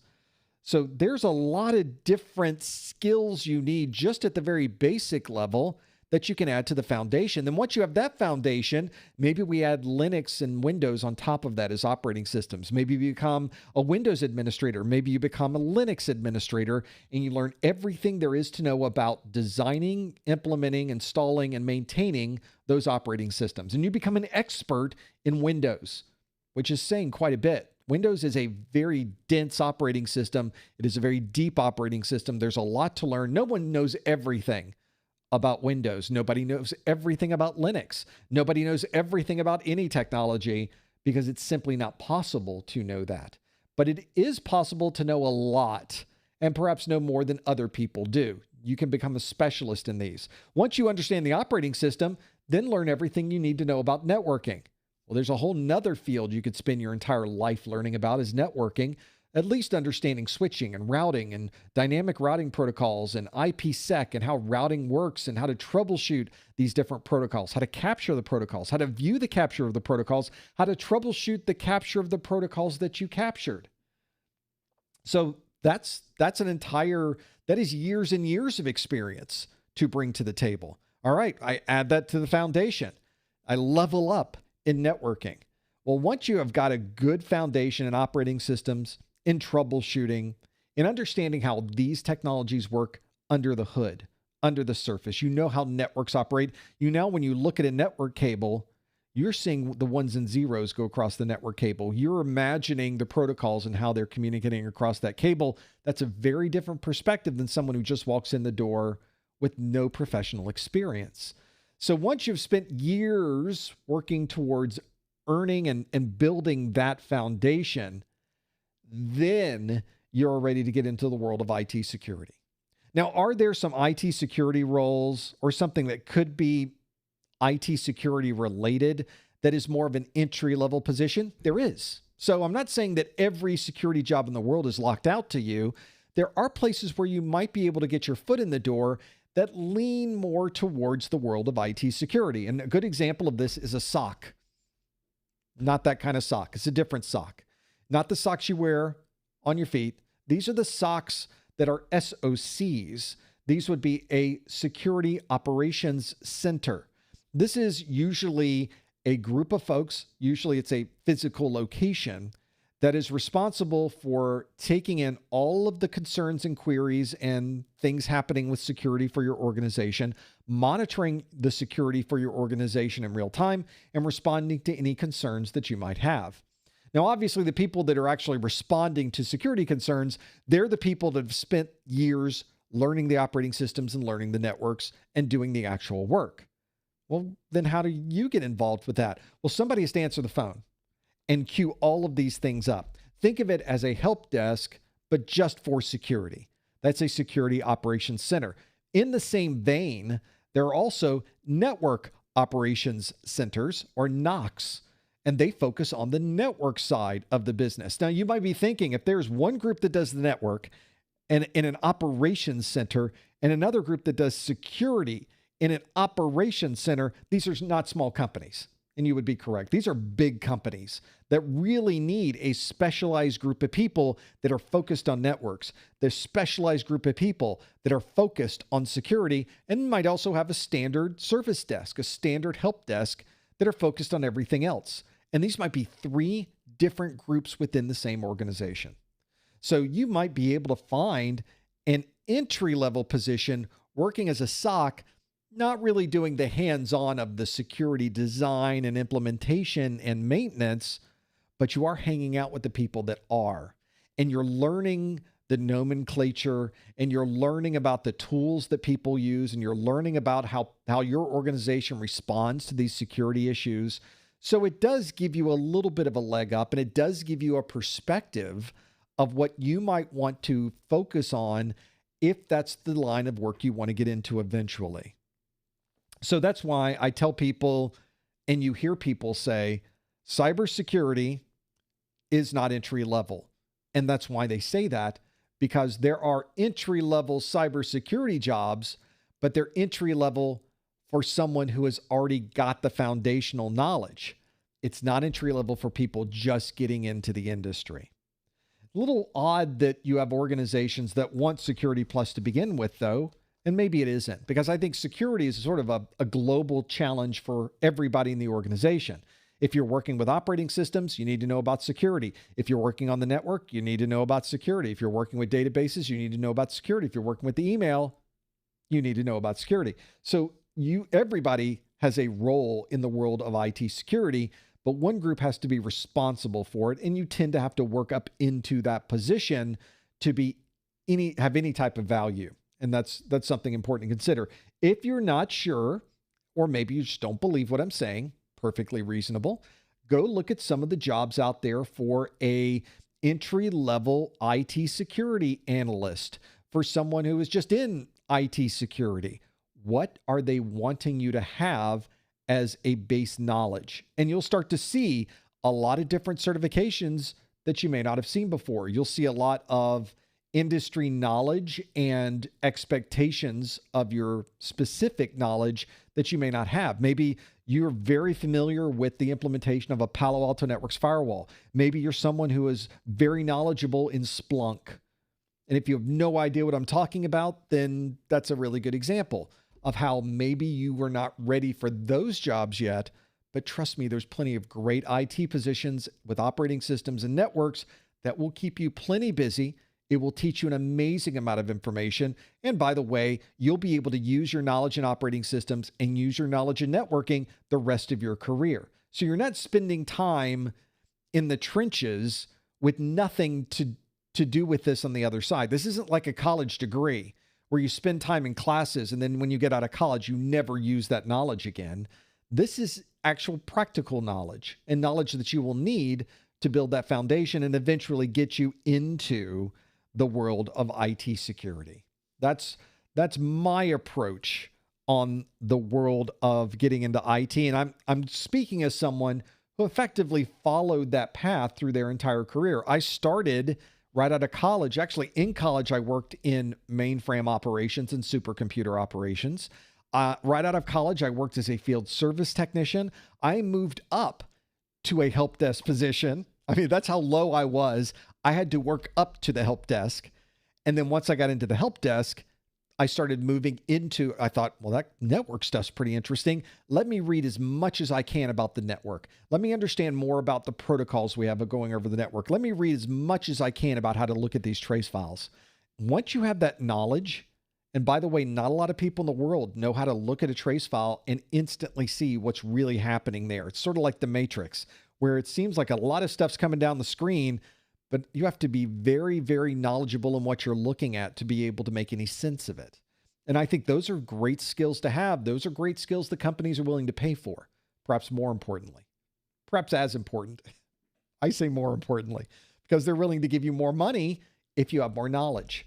This is one of these rare industries where you really are paid on what other people don't know, as long as you do know it.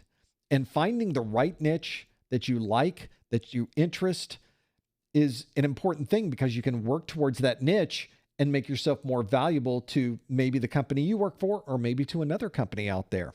I moved up from working in the help desk into server administration. I moved from server administration into network administration. I worked from network administration into IT security, and ultimately into a systems engineer position with the companies that manufacture the security equipment themselves. So I spent years working for Network Associates, Network General, and NetScout, and ultimately finished my career working for third parties with Palo Alto Networks, working as a systems engineer for Palo Alto Networks at the very beginning of that pathway. So that's what I would recommend is you start working along those lines. If security is interesting to you, if security is um, uh, something that's appealing, that you find there is a kind of a kinship there, so there's an interest there, that's the beauty of IT, because you can sort of lean into it a little bit as you're working through operating systems, as you're learning more about the network, you can lean into those security technologies a little bit and start making some connections, understanding what positions are available in your area. Those types of things can be important as well. Well, I think that's probably a great place to stop our study group for the month. We have so much more to talk about in February. We're already working on our live streams and our content that we're going to be presenting to you. Of course, all of our live streams and all of our events are documented on the calendar. You can find that on our website at professormesser.com/calendar. Not too hard to find that, or just use the events link at the top of our website. Another great way to do it. We also update our events calendar in our Discord. If you're not on our Discord, that's where I'll be right after this. You might want to head over there, professormesser.com/Discord. Thank you so much for joining us for this month's Security Plus Study Group. We love doing these live streams, and we could not do this without your support. If you did enjoy this live stream, we would love it if you give it a thumbs up. And if you subscribe to our channel, we'd love you even more, if that's even possible. Thank you so much for joining us. We will see you next time on the Security Plus Study Group. Thanks, everybody.